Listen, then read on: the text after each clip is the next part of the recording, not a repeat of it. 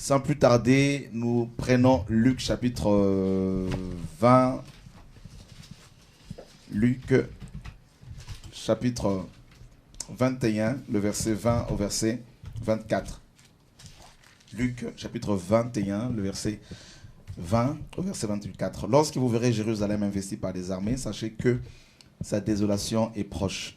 Alors que ceux qui seront en Judée fuient dans les montagnes, que ceux qui seront au milieu de Jérusalem en sortent, que ceux qui seront dans les champs n'entrent pas dans la ville. Car ce seront des jours de vengeance pour l'accomplissement de tout ce qui est écrit. Malheur aux femmes qui seront enceintes et à celles qui allaiteront en ces jours-là, car il y aura une grande détresse dans le pays et de la colère contre ce peuple. Ils tomberont sous le tranchant de l'épée, ils seront amenés captifs parmi toutes les nations et Jérusalem sera foulée aux pieds par les nations jusqu'à ce que les temps des nations soient accomplis. Voilà, les temps des nations soient accomplis. Alors, nous avons vu, frères et sœurs, que la fin de temps concerne en fait les temps des nations. La fin de temps n'est rien d'autre que les temps des nations, la fin du règne des rois de ce monde. Voilà, donc, on a vu également tout au long de la semaine dernière plutôt, que la fin de temps et la fin du monde, c'est deux choses, n'est-ce pas, diamétralement opposées, donc deux choses complètement différentes, la fin de temps et la fin du monde. Donc la fin de temps, c'est la fin du règne des hommes, c'est la fin des gouvernements humains, et puis la fin du monde, c'est lorsque Jésus-Christ va détruire définitivement la terre d'à présent et les cieux d'à présent. Alors, ici dans Luc chapitre 21, les disciples sortaient de ce temple avec le Seigneur et ils posèrent la question à savoir quand est-ce que le temple serait détruit. Et le Seigneur va s'asseoir sur le mont des Oliviers et en particulier, il va leur dire clairement que vous verrez Jérusalem investie par des armées, sachez que sa désolation est proche, n'est-ce pas? Et il dit également que les Juifs allaient tomber sous le tranchant, n'est-ce pas, de l'épée des Romains, et ils allaient être emmenés captifs parmi toutes les nations. Et également, Jérusalem serait foulée aux pieds par les nations jusqu'à ce que le temps des nations soit accompli. Alors le Seigneur annonce ces prophéties quand même assez dures concernant cette nation parce qu'il a été rejeté par ce peuple et il avait pleuré sur Jérusalem, n'est-ce pas, dans Luc chapitre 19. Jérusalem, Jérusalem, Jésus disait-il, qui lapide et qui, n'est-ce pas, chasse ceux qui te sont envoyés, qui tue ceux qui te sont envoyés. Combien de fois ai-je voulu rassembler tes enfants comme une poule rassemble ses poussins sous ses ailes et vous ne l'avez pas voulu. Voilà, donc là, il va annoncer toute une série de prophéties qui, n'est-ce pas, allaient s'accomplir jusqu'à la fin, n'est-ce pas, de temps. Et maintenant, on a vu que cette prophétie de Luc 21, 20 à 24 s'est accomplie partiellement en l'an 70 après Jésus-Christ, lorsque l'empereur romain Vespasien va envoyer son fils Titus, qui était général à l'époque, pour mater la rébellion juive. Et Titus arrive à Jérusalem avec une puissante armée romaine. Et il va effectivement mettre fin à cette rébellion. Et puis voilà que le temple va être à cette époque incendié totalement. Et puis les Juifs vont être complètement déportés dans le monde entier à partir de cette date, parce qu'il n'y avait plus il n'y avait plus de sacrifices, plus de temples. Et voilà comment nous trouvons des Juifs dans toutes les nations pratiquement du monde. Alors, le deuxième accomplissement de cette prophétie de Luc 21, 20 à 24 s'accomplira justement pendant la grande tribulation. Et nous avons vu la semaine dernière également que les rois des nations, n'est-ce pas, selon Somme 2, s'asseyent de plus en plus autour de la table de l'ONU pour voter et promulguer des lois, n'est-ce pas? Et certaines de ces lois, mes amis, ont pour objectif, bien sûr, de carrément s'accaparer de la Palestine, notamment d'Israël. Et nous avons pu voir également que les nations fabriquent de plus en plus des armes à destruction massive, des armes très puissantes. Et ces armes-là seront utilisées pendant la grande tribulation, donc lors de la guerre d'Armageddon. On a vu que la grande prophétie à laquelle nous sommes attachés, nous, peuple de Dieu, c'est-à-dire l'Église, c'est la prophétie concernant l'enlèvement de l'Église. Et nous l'attendons vraiment avec, je ne dirais pas impatience, mais en tout cas, néanmoins, ceux qui sont de la sanctification, je pense quand même qu'ils l'attendent avec impatience parce qu'on soupire après notre, n'est-ce pas, rédemption totale, c'est-à-dire la délivrance de l'esprit, de l'âme et de la chair. Et maintenant, après l'enlèvement de l'Église, on a vu que les nations vont attaquer Israël Et il va y avoir le règne de la bête, il va y avoir le jugement de 7 coupes de la colère de Dieu. On a vu toutes ces choses la semaine dernière. Et puis par la suite, il va y avoir la marque de la bête qui sera imposée aux hommes s'ils veulent acheter et vendre. La marque de la bête, c'est-à-dire le 666. Et pendant la grande tribulation, là l'église ne sera plus là. Et puis au bout de 3 ans et demi de la grande tribulation, alors que les Juifs seront complètement persécutés par l'armée de l'Antéchrist, avec bien sûr les rois des nations qui vont faire une coalition avec lui. Et les Juifs vont crier, Jérusalem sera coupée en deux selon Joël 3. Il va y avoir un État palestinien, effectivement. Et puis par la suite, le Seigneur va revenir avec l'Église. On a vu cela dans Apocalypse chapitre 20. Christ revient avec l'Église et il va y avoir, n'est-ce pas, le jugement des nations, il va y avoir le jugement d'Israël. Et puis par la suite, il va établir le règne de 1000 ans. Voilà. Donc le règne de 1000 ans. Donc on a parlé justement vendredi dernier du règne de 1000 ans sur la terre, c'est-à-dire la théocratie restaurée. La théocratie n'est rien d'autre que le gouvernement de Dieu sur la terre, c'est-à-dire le règne de Christ sur la terre. Et on a vu que la théocratie, mes amis, avait commencé avec Moïse. Dans Exode chapitre 19, Moïse est le premier prophète à avoir instauré la théocratie en Israël, n'est-ce pas? Et par la suite, cette théocratie avait pris fin lorsque la Shekinah avait quitté la ville de Jérusalem et notamment le temple dans Ézéchiel chapitre 10 et Ézéchiel chapitre 11. Là, à partir de cette date-là, il y a eu la captivité babylonienne, notamment donc avec Nebuchadnezzar, le roi de Babylone, en 587, c'est-à-dire au 6e siècle avant Jésus-Christ. Nebuchadnezzar va s'accaparer, va assiéger Jérusalem pendant 3 ans. Et puis, il va déporter, à 3 reprises, il va déporter les Juifs de Jérusalem à Babylone.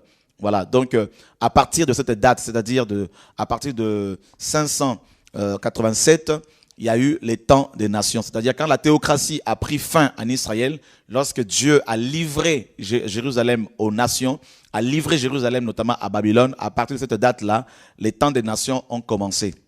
Les temps des nations ont commencé et les temps des nations finiront avec justement le retour de Christ selon Apocalypse 19 et Apocalypse 20.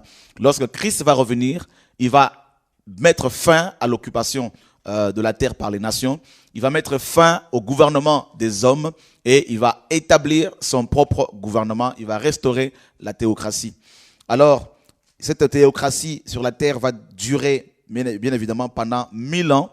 1000 ans de paix, 1000 ans de bonheur sur la terre, 1000 ans de joie et de festivité, n'est-ce pas? Et par la suite, nous allons maintenant ce soir parler de ce qui va se passer après le règne de Christ sur la terre, après le millénium. Voilà, donc là nous sommes dans Apocalypse chapitre 20. Puis je vis descendre, à partir du verset 1er, du ciel un ange qui avait la clé de l'abîme et une grande chaîne dans sa main. Il saisit le dragon, le serpent ancien qui est le diable et Satan, et il le lia pour 1000 ans. Il le jeta dans l'abîme, ferma et scella l'entrée au-dessus de lui, afin qu'il ne séduise plus les nations jusqu'à ce que les 1000 ans soient accomplis. Après cela, il faut qu'il soit délié pour un peu de temps. Donc on a vu déjà que pendant le millénium, Satan sera lié, tous les démons y compris. Donc vous comprenez mes amis qu'on ne peut pas lier Satan, on ne lie pas Satan, on ne lie pas les démons, on les chasse au nom de Jésus. Et c'est cet ange-là qui va lier Satan. Et il y a tellement d'enseignements erronés qui nous sont prodigués par des faux prophètes et qui nous poussent à lier Satan, mes amis. Si on devait lier les démons, on le lierait tous, n'est-ce pas? Donc, et c'est cet ange qui va lier le royaume des ténèbres pour mettre toutes ces créatures hideuses, ces créatures, mes amis, horribles et méchantes dans l'abîme des ténèbres pendant 1000 ans. Et on nous dit au verset 4 que des trônes vont être établis et il va y avoir des gens qui vont s'asseoir dessus avec le pouvoir de juger. Et là, bien sûr, nous sommes dans le jugement des nations, le jugement d'Israël également. Et puis, on nous dit également au verset 5 d'Apocalypse 20, les autres morts ne revinrent point à la vie jusqu'à ce que les 1000 ans soient accomplis. C'est la première résurrection.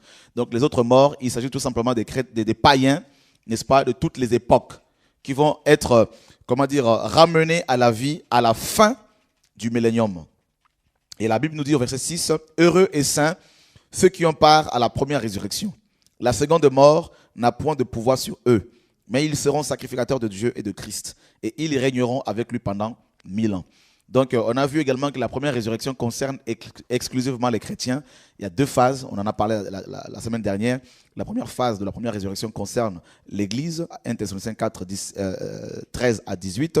Et puis la deuxième phase concerne les chrétiens qui vont se convertir pendant la grande tribulation et qui vont être égorgés. Certains seront égorgés par l'homme impie et son armée. Et quand Christ va revenir avec l'Église, il va les ramener à la vie.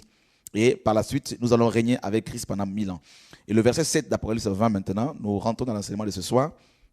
Donc c'est-à-dire après le 1000 ans, ce qui va se passer par la suite. Et quand les 1000 ans seront accomplis, Satan sera relâché de sa prison. Et il sortira pour séduire les nations qui seront aux quatre coins de la terre, Gog et Magog, afin de les rassembler pour la guerre. Leur nombre est comme le sable de la mer. Ils montèrent à la surface de la terre et ils investirent le camp des saints et la ville bien-aimée. Mais un feu descendit du ciel et les dévora. Et le diable qui les séduisait fut jeté dans les temps de feu et de soufre, où sont la bête et le faux prophète. Ils seront tourmentés jour et nuit au siècle des siècles. Voilà, donc on s'arrête là pour l'instant. Alors 1000 ans après, le règne de Christ et de nous autres sur la terre, Satan, nous dit la parole, sera relâché de sa prison. Alors ça, c'est quelque chose de terrible parce qu'on peut se dire, mais qu'est-ce que Dieu nous réserve encore ici? Pourquoi n'a-t-il pas laissé Satan, n'est-ce pas, complètement en prison? Pourquoi Dieu va-t-il encore le libérer pour quelque temps? Alors, il y a plusieurs... c'est vrai qu'on n'a pas tellement d'éclaircissement là-dessus, mais ce qui est sûr, on peut quand même essayer de comprendre un tout petit peu pourquoi. Parce qu'on nous dit que Satan va de nouveau, après le millénium, séduire beaucoup de gens, n'est-ce pas? Il va sortir pour séduire les nations qui sont aux quatre coins de la terre. Donc ça veut dire qu'il va également, à la fin du millénium, Satan, lorsqu'il va être libéré, il va aller, n'est-ce pas, dans toute la terre, dans toutes les nations, et il va de nouveau séduire des gens. Et il va réussir à séduire beaucoup de gens. Parce que la Bible nous dit clairement que leur nombre est comme le sable de la mer. Et ça, c'est terrible, frère. Alors, on doit se poser la question, qui sont ceux et celles qui seront séduits, n'est-ce pas, à la fin du millénium? Est-ce que c'est l'Église? Est-ce que ce sont les chrétiens les personnes qui vont se convertir pendant la grande tribulation? Qui sont ceux-là encore qui vont être séduits par Satan après sa sortie de prison? Alors, pourquoi Dieu n'a-t-il pas laissé Satan croupir dans la prison là-bas? Alors, mes amis, ce qu'il faut comprendre ici, c'est qu'il y a quelque chose de très précis, quelque chose de très précis qu'il faut comprendre. C'est quoi? C'est que lorsque Jésus-Christ va revenir pour enlever l'Église, les chrétiens morts et les chrétiens vivants seront enlevés. Alors, les chrétiens morts vont vivre la résurrection et ils n'auront pas les mêmes corps qu'ils ont eu avant. 1 Corinthiens 15 nous dit que nous aurons des corps glorieux, n'est-ce pas? Et ceux qui seront enlevés également lors de l'enlèvement de l'Église auront les mêmes corps que les chrétiens ressuscités. Alors nous allons lire rapidement ce passage pour comprendre un peu qui sont ceux qui vont être encore séduits à la fin du millénium. Il ne s'agit surtout pas des chrétiens, de l'épouse, donc ne soyez pas inquiets, n'est-ce pas? On aura déjà vécu plusieurs séductions, donc Dieu va nous garder. Dans 1 Corinthiens chapitre 15, si le pasteur Douglas peut nous lire le verset 35 au verset 44. Mais quelqu'un dira, comment les morts ressuscitent-ils? Avec quel corps viennent-ils? Insensé. Ce que tu sèmes ne prend point vie et s'il meurt. Et ce que tu sèmes, ce n'est pas le corps qui naîtra, c'est un simple grain de blé peut-être ou d'une autre semence. Puis Dieu qui lui donne un corps comme il lui plaît, et à chaque semence, il donne un corps qui lui est propre. Toute chair n'est pas la même chair, mais autre est la chair des hommes, autre celle des quadrupèdes, autre celle des oiseaux, autre celle des poissons. Et il y a des corps célestes et des corps terrestres, mais autre est l'éclat des corps célestes, autre celui des corps terrestres. Autre est l'éclat du soleil, autre l'éclat de la lune, et autre l'éclat des étoiles. Même une étoile diffère en éclat d'une autre étoile. Ainsi en est-il de la résurrection des morts. Le corps est semé corruptible, il ressuscite incorruptible. Il est semé méprisable, il ressuscite glorieux. Il est semé infirme, il ressuscite plein de force. Il est semé naturel, il ressuscite corps spirituel.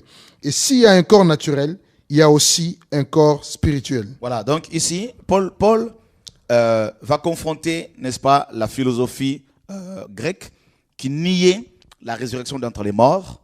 Et puis, il va dire au verset 42, « Ainsi en est-il de la résurrection des morts. Le corps est semé corruptible, c'est-à-dire un corps qui peut être corrompu, un corps qui peut pécher, un corps qui est soumis au péché, n'est-ce pas? Mais il dit, il ressuscite incorruptible, imputrescible.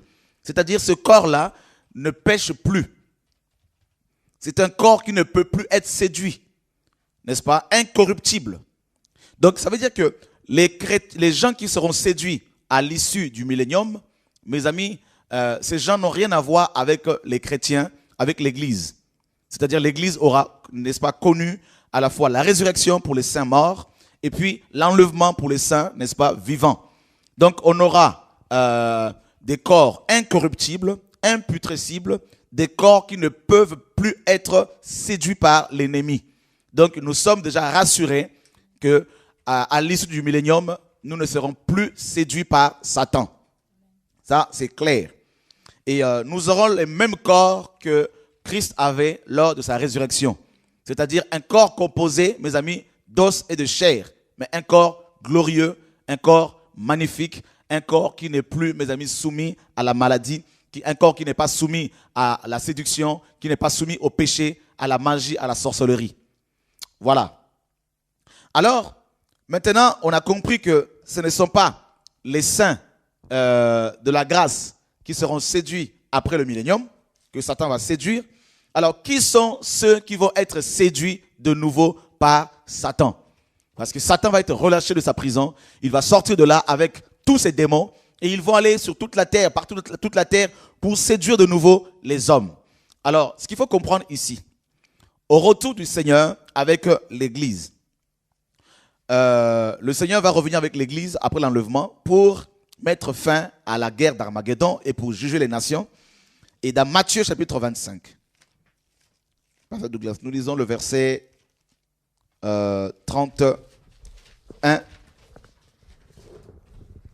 au verset 36. Lorsque le Fils de l'homme viendra dans sa gloire, avec tous les anges, il s'assiera sur le trône de sa gloire. Et toutes les nations seront assemblées devant lui. Il séparera les uns d'avec les autres, comme le berger sépare les brebis d'avec les boucs. Et il mettra les brebis à sa droite et les boucs à sa gauche. Alors le roi dira à ceux qui seront à sa droite, « Venez, vous qui êtes bénis de mon Père, prenez possession du royaume qui vous a été préparé dès la fondation du monde. Car j'ai eu faim, et vous m'avez donné à manger. J'ai eu soif, et vous m'avez donné à boire.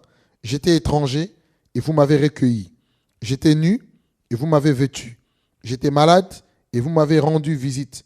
J'étais en prison, et vous êtes venus me voir. » Les justes lui répondront, « Seigneur, quand avons-nous vu avoir faim, et t'avons-nous donné à manger? Ou avoir soif, et t'avons-nous donné à boire? Et quand avons-nous vu étranger, et t'avons-nous recueilli, ou nu, t'avons-nous vêtu? Quand avons-nous vu malade ou en prison, et sommes-nous allés te voir? » Alors le roi leur répondra, « Je vous le dis en vérité, toutes les fois que vous avez fait ces choses à l'un de ces plus petits de mes frères, c'est à moi que vous les avez faites. » Ensuite, il dira à ceux qui seront à sa gauche, « Retirez-vous de moi, maudits, allez dans le feu éternel qui a été préparé pour le diable et pour ses anges. Car j'ai eu faim, et vous ne m'avez pas donné à manger. J'ai eu soif, et vous ne m'avez pas donné à boire. J'étais étranger, et vous ne m'avez pas recueilli. J'étais nu, et vous ne m'avez pas vêtu.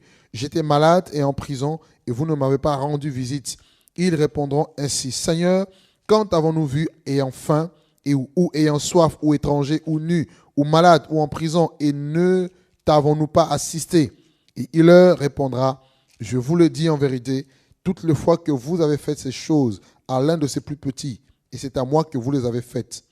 Et ceux-ci iront au châtiment éternel, et le juste à la vie éternelle. » Voilà, donc ici, quand le Seigneur va revenir avec l'Église, mes amis, mes frères et sœurs, il va il va, mes amis, quand il revient avec l'Église sur la terre, il va faire aussitôt une séparation entre l'ivraie et le blé. Le blé, mes amis, représente les brebis, c'est-à-dire les chrétiens convertis pendant la grande tribulation.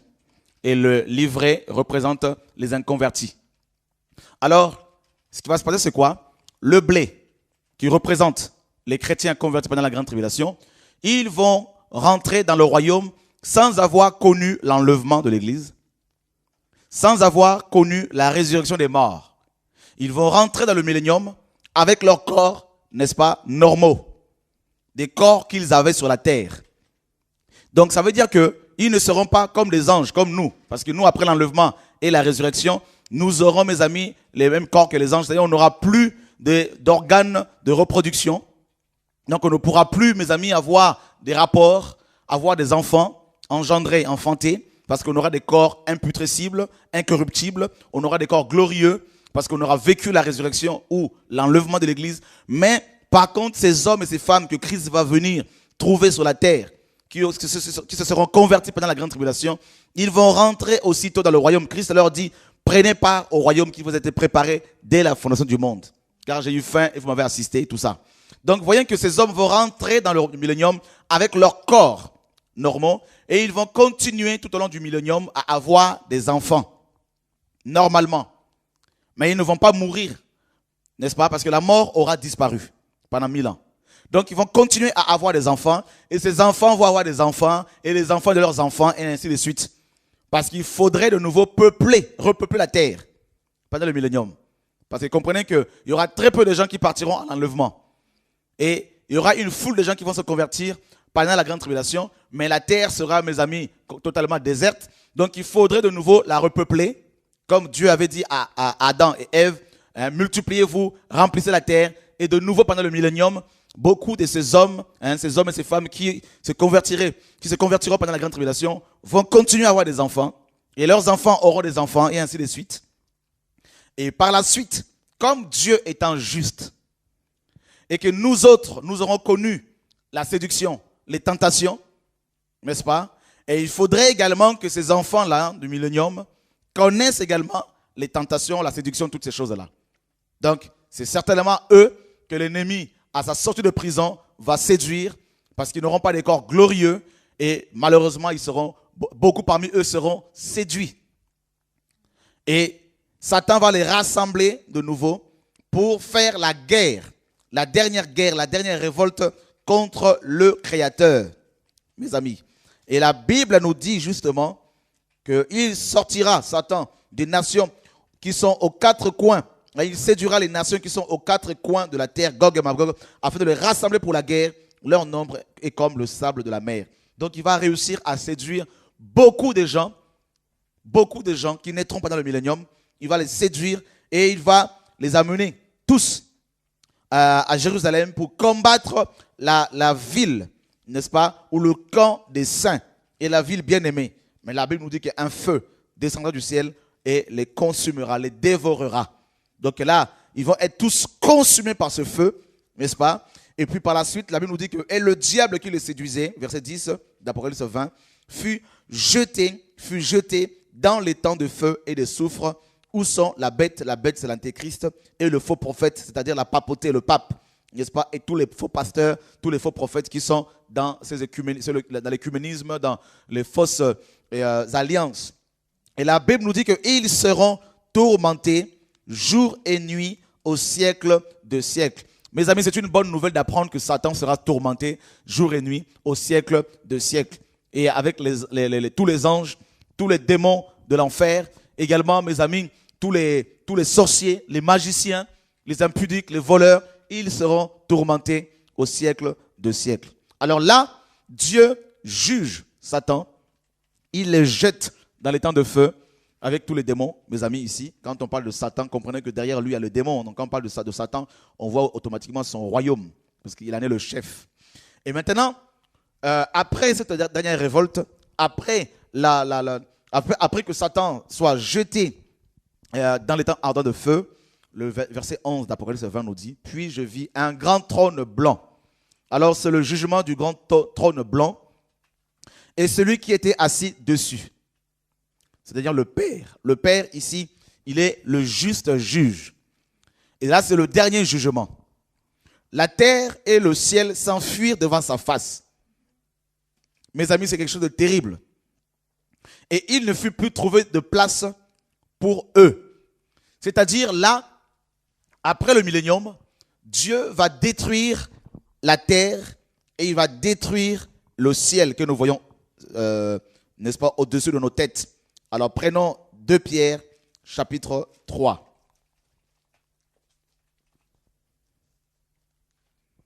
Le verset 12 au verset 14. Attendez et hâtez l'avènement du jour de Dieu, à cause duquel les cieux enflammés se dissoudront et les éléments embrasés se fondront. Mais nous attendons, selon sa promesse, de nouveaux cieux et une nouvelle terre où la justice habitera. C'est pourquoi, bien-aimés, en attendant ces choses, appliquez-vous à être trouvés par lui, sans tache et irréprochable dans la paix. Et ça, c'est terrible. Pierre nous dit que nous attendons, selon sa promesse, de nouveaux cieux et une nouvelle terre où la justice habitera, où la justice divine habitera. Donc, ça veut dire que le millénium est un avant-goût, n'est-ce pas, de la nouvelle Jérusalem. C'est un avant-goût. Et Pierre dit que c'est une promesse. La nouvelle terre et les nouveaux cieux constituent une, n'est-ce pas, de nouvelles promesses que Dieu nous a faites. Et effectivement, Pierre se référait à Ésaïe, chapitre 66. Ésaïe 66, le verset.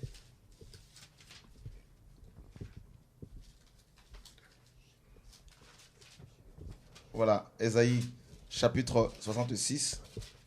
Nous lisons le verset, bien sûr, 22. Car comme les nouveaux cieux et la nouvelle terre que je vais créer subsisteront devant moi, dit l'Éternel, ainsi subsisteront votre postérité et votre nom. Voilà. Donc Dieu, par le prophète Ésaïe, avait prophétisé, n'est-ce pas, des années avant l'avènement de Christ, qu'il allait créer de nouveau une terre et un nouveau ciel. Donc Ésaïe a prophétisé bien évidemment avant Christ, longtemps après, 8 siècles au moins avant la naissance du Messie, que Dieu créerait de nouveau une terre, une nouvelle terre et un nouveau ou des nouveaux cieux. Alors, mes amis, maintenant, à la fin du millénium, avant le jugement dernier, Dieu détruira la terre et le ciel que nous voyons au-dessus de nos têtes. Alors, mes amis, regardez le nombre d'enseignements qui nous sont donnés dans les assemblées actuellement pour nous accrocher à cette terre que Dieu va détruire. Vous comprenez pourquoi Pierre nous dit dans 1 Pierre chapitre 2, à partir du verset 11 là-bas jusqu'au verset 12, que nous sommes étrangers et voyageurs sur la terre. N'est-ce pas? Étrangers et voyageurs sur la terre. Parce que, mes amis, les apôtres se sont accrochés au Seigneur malgré les tribulations parce qu'ils savaient qu'ils étaient étrangers sur la terre. Dans 1 Pierre 2, 11, il dit, bien-aimés, je vous exhorte comme étrangers et voyageurs sur la terre, à vous abstenir des convoitises charnelles qui font la guerre à la chair, n'est-ce pas, à l'âme. Donc cette convoitise-là de la chair veut rester terrestre. La chair veut rester à la terre. Mais cette terre qui sera détruite et la chair également le sera. Alors mes amis, combien de gens, combien de chrétiens sont-ils, mes amis, nourris avec un enseignement complètement erroné où on nous accroche à nos villas, à nos belles maisons, à nos pavillons, mes amis, où l'on manque même d'exercer l'hospitalité envers des frères et sœurs dans les besoins. Tellement que nous sommes devenus, mes amis, charnels, tellement nous sommes devenus cupides, nous sommes devenus tellement, mes amis, amoureux de ce monde. Alors que la Bible est claire, à la fin du millénium, Dieu va détruire la terre. Ça veut dire que même toutes nos villas, toutes vos villas, là, Dieu va les détruire, frère. Les piscines, Dieu va les détruire. Toutes ces belles maisons, ces belles voitures, ces immeubles construits, mes amis, toute cette beauté complètement artificielle, superficielle, Dieu va détruire tout ça d'un seul coup, par une seule parole, la terre sera détruite. Alors là, après la destruction de la terre, mes amis, il va y avoir le jugement du grand trône. Alors là, c'est quelque chose de terrible. La Bible nous dit clairement que la terre va s'enfuir devant la face de celui qui est assis sur le trône. Donc, vous voyez ici, la face du Père sera une face de colère, une face, mes amis, qui va manifester le jugement juste et saint de ce Créateur grand et glorieux. Il y aura tellement sa colère que la terre et les cieux vont carrément fuir devant sa face. Parce que personne ne voudra voir sa face. Dieu dit à Moïse, personne ne peut voir ma face et vivre. Alors ce jour-là, la terre va carrément se retirer comme une page d'un cahier ou d'un livre qu'on tourne. Et la Bible nous dit, et je vis, verset 12 d'après le fin, les morts, les grands et les petits. Alors les grands ici, ça peut être aussi bien sur le plan financier, ceux qui étaient grands sur le plan matériel, sur le plan humain, le plan, mes amis, social, sur le plan intellectuel, et également sur le plan physique. Les grands, c'est le petit. Ça veut dire que tous les grands que vous connaissez dans ce monde, tous ces grands qui meurent sans Jésus n'échapperont point au jugement dernier. Ça, c'est terrible, quelque chose de terrible, mes amis. Voilà pourquoi, au lieu de chercher à être grand dans ce monde, cherchons plutôt, mes amis, à être grands en Christ. Cherchons plutôt la grandeur de Dieu dans nos vies. Cherchons plutôt la sainteté, la crainte de Dieu. Parce que la Bible dit les morts, les grands et les petits, ceux qui sont enterrés dans des cimetières chics, dans des cercueils en or, tout ce monde-là se retrouveront devant le trône de sa majesté divine. Et ça, c'est terrible. La Bible dit que les grands et les petits qui se tenaient devant le trône, malgré eux, ces morts vont se retrouver devant le trône. Des livres furent ouverts. Et un autre livre fut ouvert, celui qui est le livre de vie. Et les morts furent jugés selon leurs œuvres, d'après ce qui est écrit dans ces livres. Alors, ici, attendons 2 secondes. Mes amis, il y a 2 types de livres, d'après les Écritures. Il y a les livres, n'est-ce pas, dans lesquels sont consignées toutes nos œuvres secrètes, toutes nos œuvres cachées, tout ce que nous faisons dans les coulisses. Mes amis, on se moque souvent du Seigneur.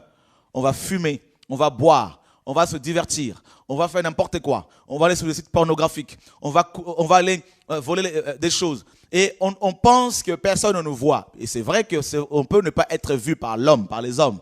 Mais toutefois, mes amis, au ciel, il y a une maison d'archives.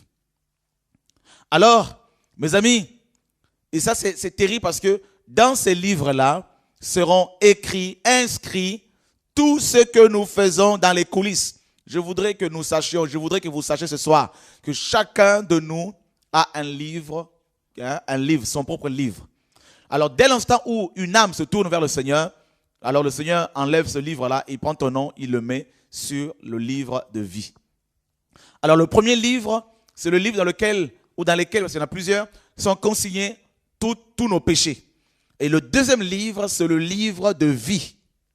Le livre de vie. Le Seigneur disait aux apôtres, dans le livre de Luc, chapitre 10. Luc, chapitre 10, le verset 19 au verset 20. Passe à Douglas, s'il te plaît. Voici, je vous ai donné le pouvoir de marcher sur les serpents et les scorpions et sur toute la puissance de l'ennemi, et rien ne pourra vous nuire. Cependant, ne vous réjouissez pas de ce que les esprits vous sont soumis, mais réjouissez-vous de ce que vos noms sont écrits dans les cieux. Voilà. Alors les apôtres ici étaient envoyés en mission. À leur retour, ils se réjouissaient tellement du fait que les démons leur étaient soumis, de manifester une telle onction, une telle puissance, un tel ministère. Seigneur, le public nous a acclamés. Les gens ont vu ta puissance. Seigneur, nous avons manifesté ta gloire. Seigneur, nous avons fait des guérisons, des miracles. Les gens étaient dépassés, étonnés. Il y a eu de grands réveils. Le Seigneur les appelle à côté, leur dit, c'est bien tout ça. Je vous ai donné le pouvoir de marcher sur les serpents et sur les scorpions et sur toute la puissance de l'ennemi. C'est moi qui vous donne ce pouvoir-là. Ce n'est pas un pouvoir qui vient de vous. Donc vous n'avez aucune raison de vous glorifier. Attention. Mais réjouissez-vous plutôt de ce que vos noms sont inscrits dans le livre de vie. Mes amis, regardez ici à quel point nous sommes passés à côté de l'essentiel. Nous sommes tellement joyeux de voir Dieu à l'œuvre, de guérison, de délivrance. Mais on ne se réjouit même pas du fait que nos noms sont écrits là-haut. La Bible dit que lorsqu'une âme se répand, mes amis, il y a une grande fête au ciel. Des anges se réjouissent d'une seule conversion. Vous vous rendez compte à quel point Dieu accorde de l'importance à la conversion, ne serait-ce que d'une âme, mes amis. Et regardez combien on a été enseigné à nous réjouir, mes amis, des aveugles qui voient, des sourds qui entendent, mes amis. C'est bien toutes ces choses-là. Et les miracles accompagnent l'Église. Donc ce ne sont pas des choses qui doivent nous étonner. Parce que les miracles font partie de notre vie. C'est dans le quotidien qu'on doit vivre le miracle. Donc ce n'est pas quelque chose qui doit nous étonner. Ce ne sont pas des choses qui doivent nous étonner. Mais par contre, lorsque nos noms ou les noms des hommes sont inscrits là-haut, c'est là que nous devons nous réjouir, mes amis. Lorsque Dieu efface le nom de quelqu'un du livre de condamnation, du livre des livres dans lesquels sont considérés les actes pécheresses, les actes de pécheurs, les actes de péché, mes amis, c'est là quand Dieu enlève ce nom de ces livres-là pour les mettre dans le livre de vie, c'est là que nous devons nous réjouir. Mais on est vraiment passé souvent à côté de l'essentiel. Ce qui importe pour le Seigneur, ce n'est pas que nous soyons puissants, mais que nous soyons sauvés. Le salut, ce qui importe, n'est-ce pas, au Seigneur. Donc, c'est ça que nous devons toujours avoir. Nous devons garder cette pensée dans notre esprit. Alors, mes amis, dans ce livre-là, Dieu va regarder les noms. Il va appeler chacun par son nom. Le livre dans lequel sont consignés nos actes. Il va appeler chacun par son nom. Et le livre de vie sera également ouvert. Et mes amis, il y aura des vides dans ce livre de vie. Des endroits vides. Où aurait dû, n'est-ce pas, des endroits qui auraient dû être, mes amis, remplis de noms, il y aura des vides. Et quel malheur. Quelle confusion. Des endroits où on aurait pu mettre ton nom, toi qui m'entends ce soir, mais parce que tu t'accroches à ton péché, à ton orgueil, à ton péché, Dieu, mes amis, peut effacer ton nom. Ah oui, c'est possible.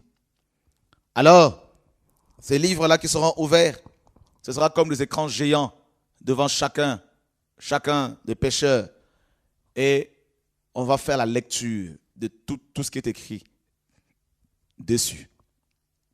Alors vous imaginez, Dieu n'aura pas à dire aux gens, allez en enfer, jetez-vous dans le lac de feu. Mais à la fin de lecture de ces livres, j'imagine, les inconvertis, les pécheurs eux-mêmes choisiront le chemin de l'enfer. Tellement que la condamnation sera claire. Tellement que leurs œuvres vont condamner, vont témoigner contre eux. C'est eux-mêmes qui vont choisir le chemin de la perdition. Et quelle honte ce jour-là. Quelle souffrance, quelle confusion. C'est lamentable. Mes amis, le jugement du trône, alléluia, du grand trône blanc. Alors, des livres furent ouverts et un autre livre fut ouvert, celui qui est le livre de vie. Et les morts furent jugés selon leurs œuvres. Mes amis, Dieu est juste. Chaque inconverti, n'est-ce pas, recevra, n'est-ce pas, une punition, n'est-ce pas, relative à sa vie terrestre. Chaque pécheur, mes amis, sera condamné en fonction des œuvres, des actes qu'il aura posés sur la terre. Et la Bible dit que les morts seront jugés selon leurs œuvres. Ils n'auront pas tous, mes amis, les mêmes châtiments, mais néanmoins ils vont tous souffrir. Parce que Dieu est juste. Ce qu'un homme aura semé, nous dit Galates 6, il le moissonnera. Alors, mes amis, la Bible dit qu'ils seront jugés selon ce qui est écrit dans ces livres. Alors vous imaginez, depuis votre enfance, on va citer votre vie. On va, mes amis, relater votre histoire de la naissance à votre mort. Toutes les fois où on t'avait prêché la parole de Dieu.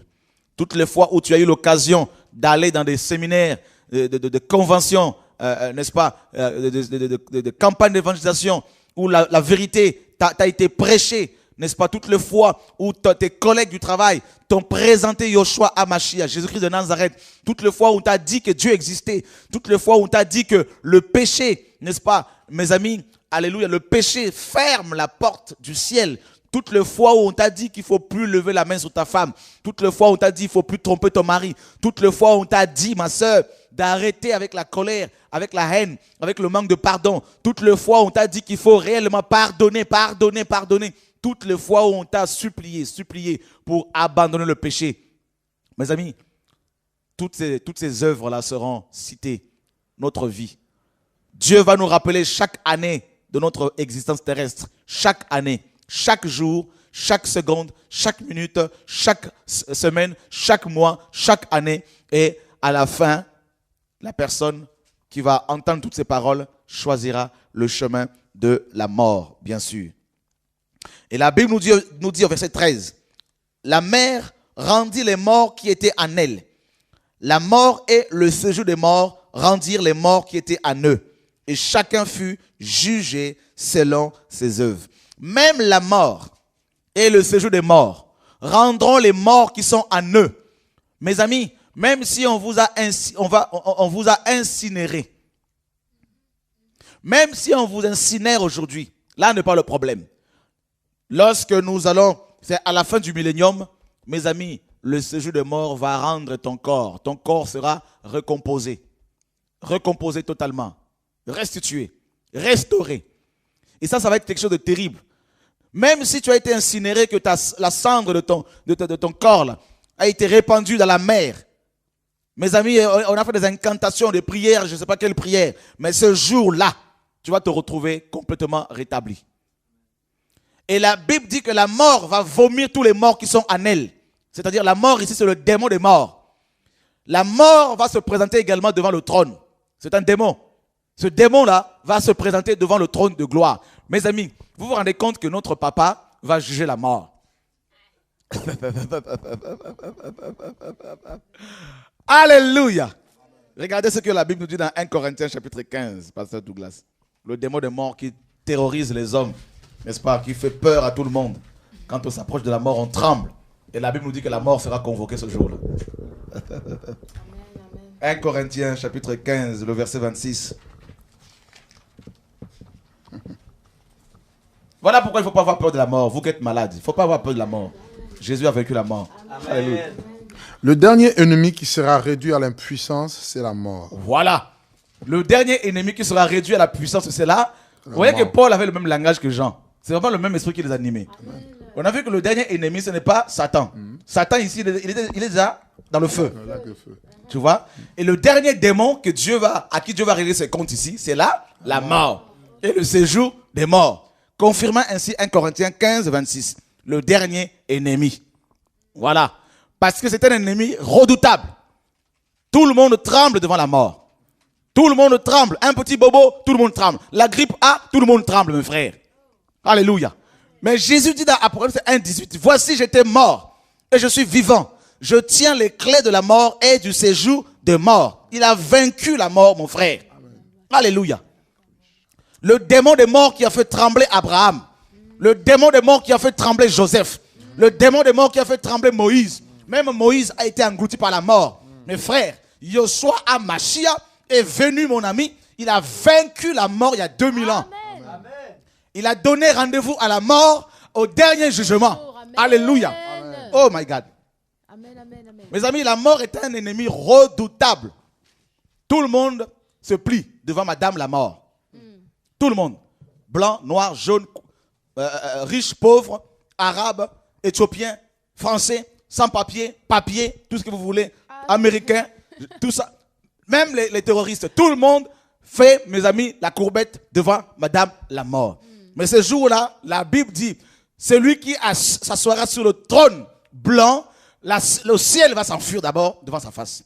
La terre également dira, ah, moi aussi je m'en vais. Parce que je ne veux pas, mes amis, affronter la face de ce Créateur glorieux et saint, tout puissant. Amen, amen, amen. Alléluia. Amen. Mon ami, quel est Dieu avant nous? Ce n'est pas Bouddha.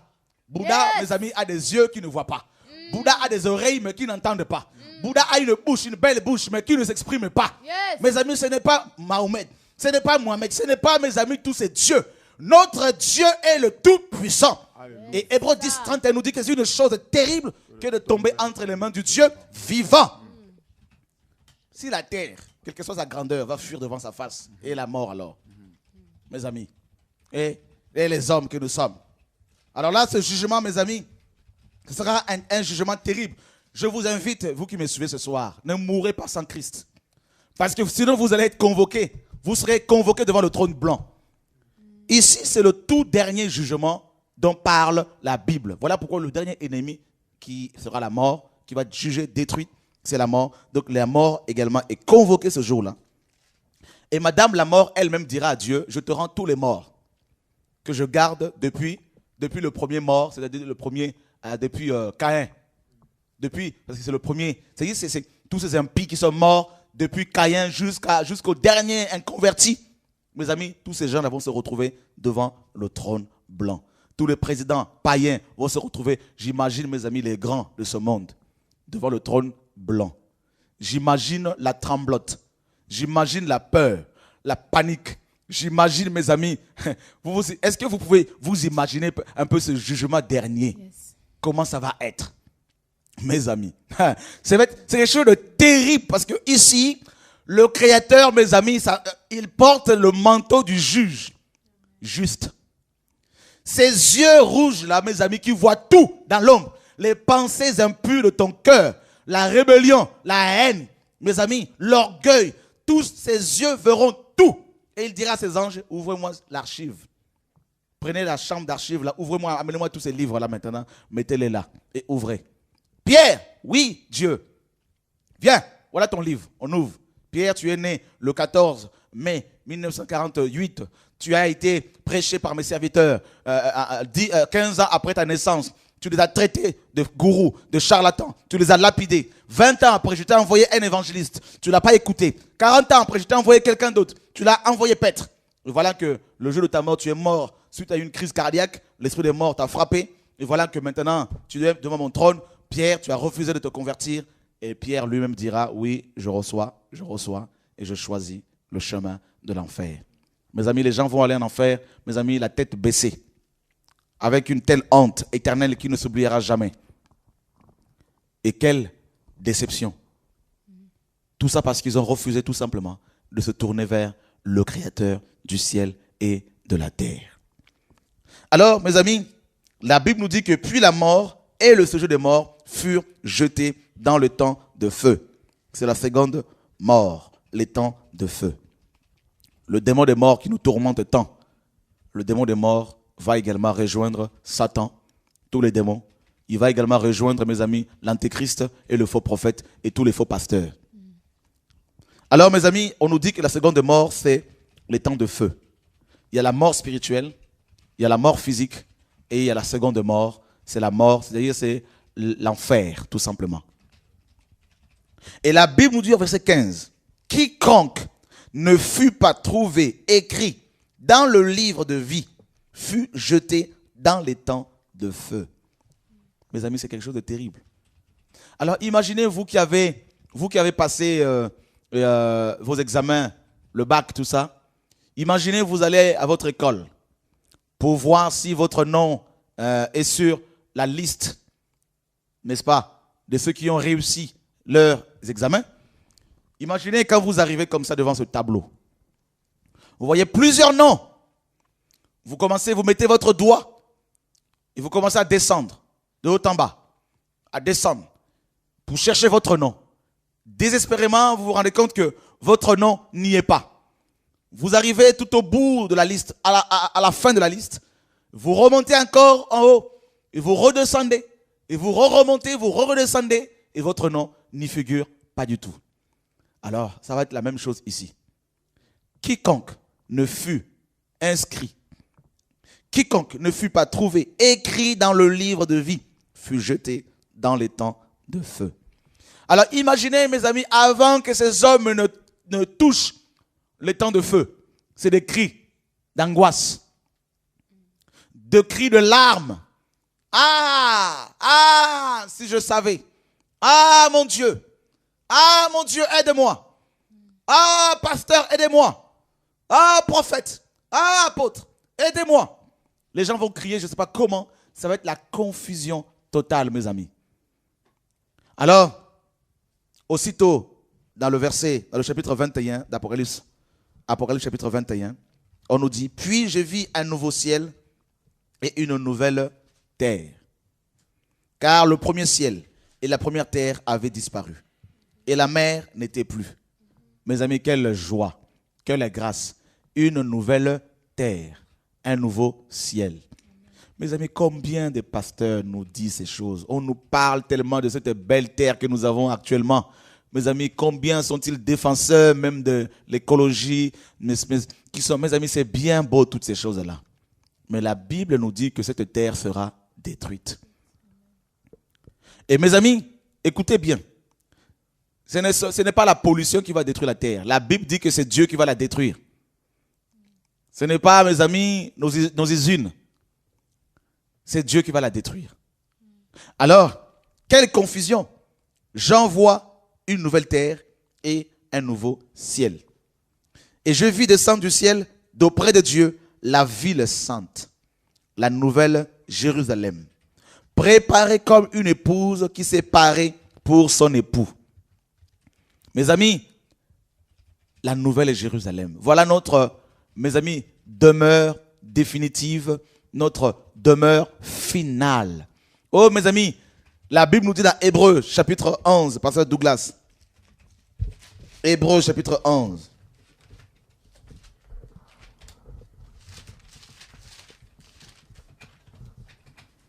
Le verset 8 au verset 10. C'est par la foi qu'Abraham, lors de sa vocation, obéit et partit pour un lieu qu'il devait recevoir en héritage, et qu'il partit sans savoir où il allait. C'est par la foi qu'il vint s'établir dans la terre promise, comme dans une terre étrangère, habitant sous des tentes, ainsi qu'Isaac et Jacob, les co-héritiers de la même promesse. Car il attendait la cité qui a des solides fondements, celle dont Dieu est l'architecte et le constructeur. Car il attendait la cité qui a de solides fondements, celle dont Dieu est l'architecte et le constructeur.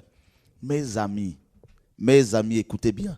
Cette cité, la nouvelle Jérusalem, a de solides fondements. Et regardez ce fondement-là. Apocalypse, chapitre 21 toujours. Pasteur Douglas. Nous lisons le verset 19.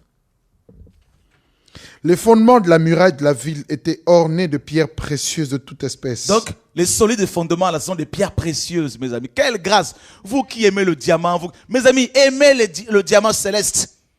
Les fondements solides sont ces pierres précieuses et solides.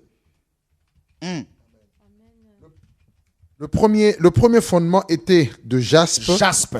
Le deuxième de saphir. Saphir. Le troisième de chalcédoine. Chalcédoine. Le quatrième d'émeraude. Émeraude. Le cinquième de sardonyx. Le sixième de sardoine. Le septième de chrysolite. Le huitième de béryl. Le neuvième de topaze. Le dixième de chrysoprase. Le onzième d'hyacinthe. Le douzième d'améthyste. Voyez ici, mes amis, ces belles pierres qui sont les fondements de la nouvelle Jérusalem, notre ville. Écoutez bien, mes amis. Les fondements. Est-ce que vous pouvez mettre ces belles pierres-là comme fondement de votre maison? Non. Parce que on aimerait tellement que ces pierres soient vues. N'est-ce pas? Mais notre belle maison finale aura ces fondements-là, mes amis, des belles pierres qui vont... Ces pierres-là seront vives. Parce que cette ville-là, mes amis, va flotter. Voyez? Mes amis, c'est quelque chose de merveilleux. Et de loin, on verra la beauté de cette ville. La Bible dit que cette nouvelle Jérusalem est comme une épouse préparée.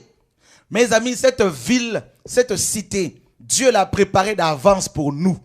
Amen. Vous vous rendez compte que nous allons vivre définitivement dans une ville qui a pour fondement toutes ces pierres précieuses, mes amis.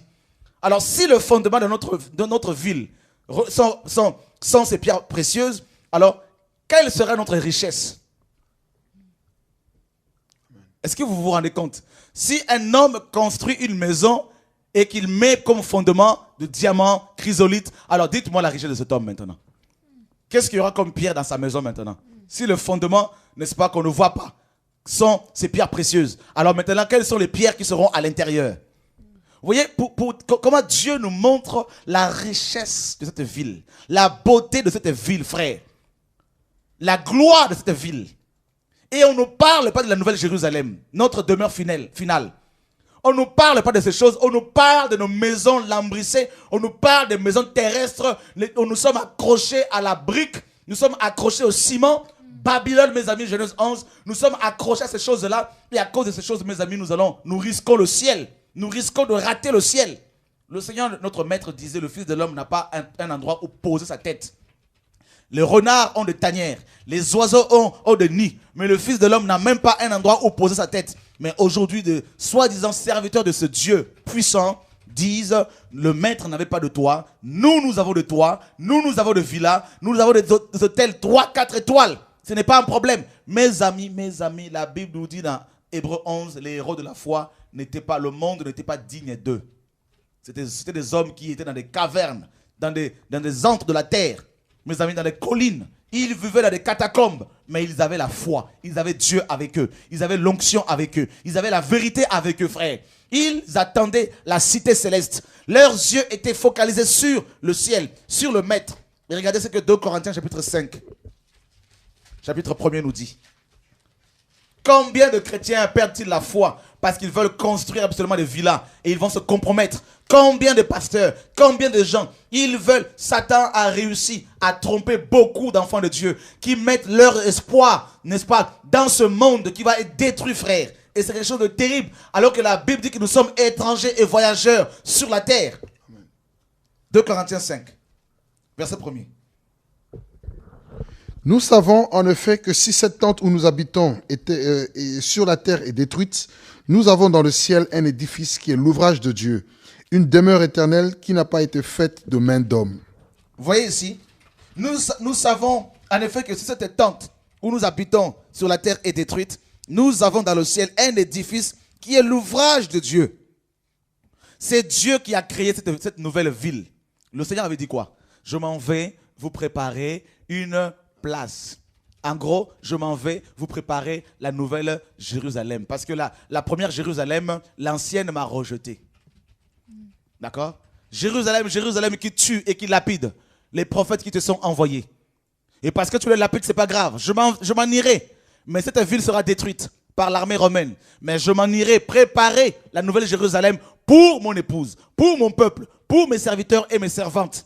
Pour ceux et celles qui marcheront dans la sainteté, dans la vérité. Et Paul dit, c'est pas grave si nos maisons terrestres sont détruites.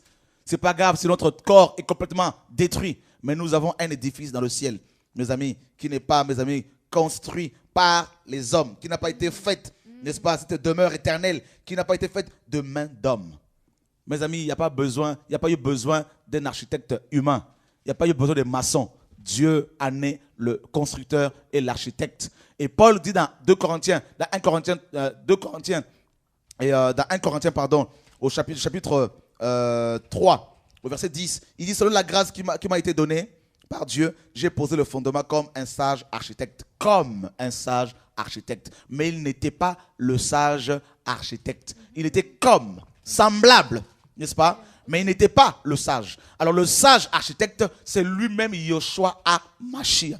C'est lui qui a, mes amis, qui a construit la nouvelle Jérusalem. Il nous l'a promis dans Jean 14. Il dit que votre cœur ne se trouble point. Toi qui pleures ce soir, écoute-moi, ne pleure plus. Que ton cœur ne pleure plus. Que ton cœur ne soit plus troublé. Crois en Jésus, crois en sa parole. Il dit, je m'en vais vous préparer une place. Si cela n'était pas ainsi, je vous l'aurais dit. Mais je m'en vais vous préparer une place. Il y a plusieurs demeures dans la maison de mon Père. Et je m'en vais vous les préparer. Et mes amis, depuis qu'il est parti, vous savez pourquoi il tarde comme ça? C'est parce qu'il est en train de préparer encore une belle maison pour Chorakwetu, une belle maison pour Adèle, une belle maison pour Sarah au niveau de Seattle, une belle maison pour Douglas, une belle maison pour Sandra Mbouy, une belle maison pour Estelle Kwetu, une belle maison pour Jonathan, Timothée, tout ça, Noah, une belle maison pour tous les frères et sœurs qui pleurent, qui gémissent, une belle maison pour Angélique Vignerol, une belle maison, frère. Alors, je ne sais pas quelle maison vous aurez, parce qu'on va rire un tout petit peu. Ne me prenez pas au mot. Moi, j'aurais une belle maison, je ne sais pas, en tout cas incrustée de plusieurs pierres précieuses, frère. Ça, c'est clair, parce qu'on pleure beaucoup à cause de l'évangile, frère. Voilà pourquoi nous nous accrochons malgré le rejet. Amen. On pleure. On dit, bon, je vais fuir, mais fuir où? Parce que tu fuis ta maison au ciel. Tu tournes le dos à ta maison. Alors, autant s'accrocher jusqu'au bout, frère, jusqu'au bout. Quelles que soient les épreuves, quelles que soient les difficultés, nous tiendrons bon, frère. Alléluia, gloire à Dieu. Nous allons nous visiter dans la Nouvelle Jérusalem. J'irai visiter mon frère Douglas. Comment tu vas aujourd'hui? Comment tu vas? Tu manges quoi aujourd'hui? Invite-moi un peu. Nous allons manger quoi aujourd'hui? Frère, nous allons manger dans la Nouvelle Jérusalem. Vous vous rendez compte de l'éternité?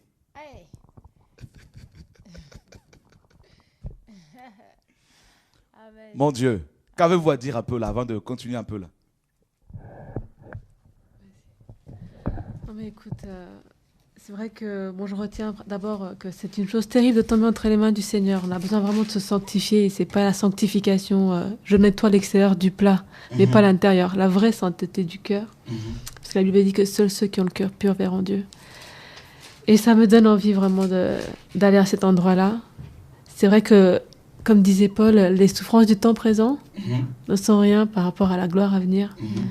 Et que tous les chrétiens du monde puissent se fortifier avec ces paroles. En tout cas, moi, ça me fortifie. Voilà. Moi, j'ai hâte d'y aller. Amen. Tu as hâte. Tu as hâte d'y aller. Si on pouvait se suicider, malheureusement. Malheureusement, Oui. si tu te suicides, tu vas en faire. On en fait. Voilà. Là, je viendrai avec un fouet Ah là, c'est clair. pour frapper ton corps.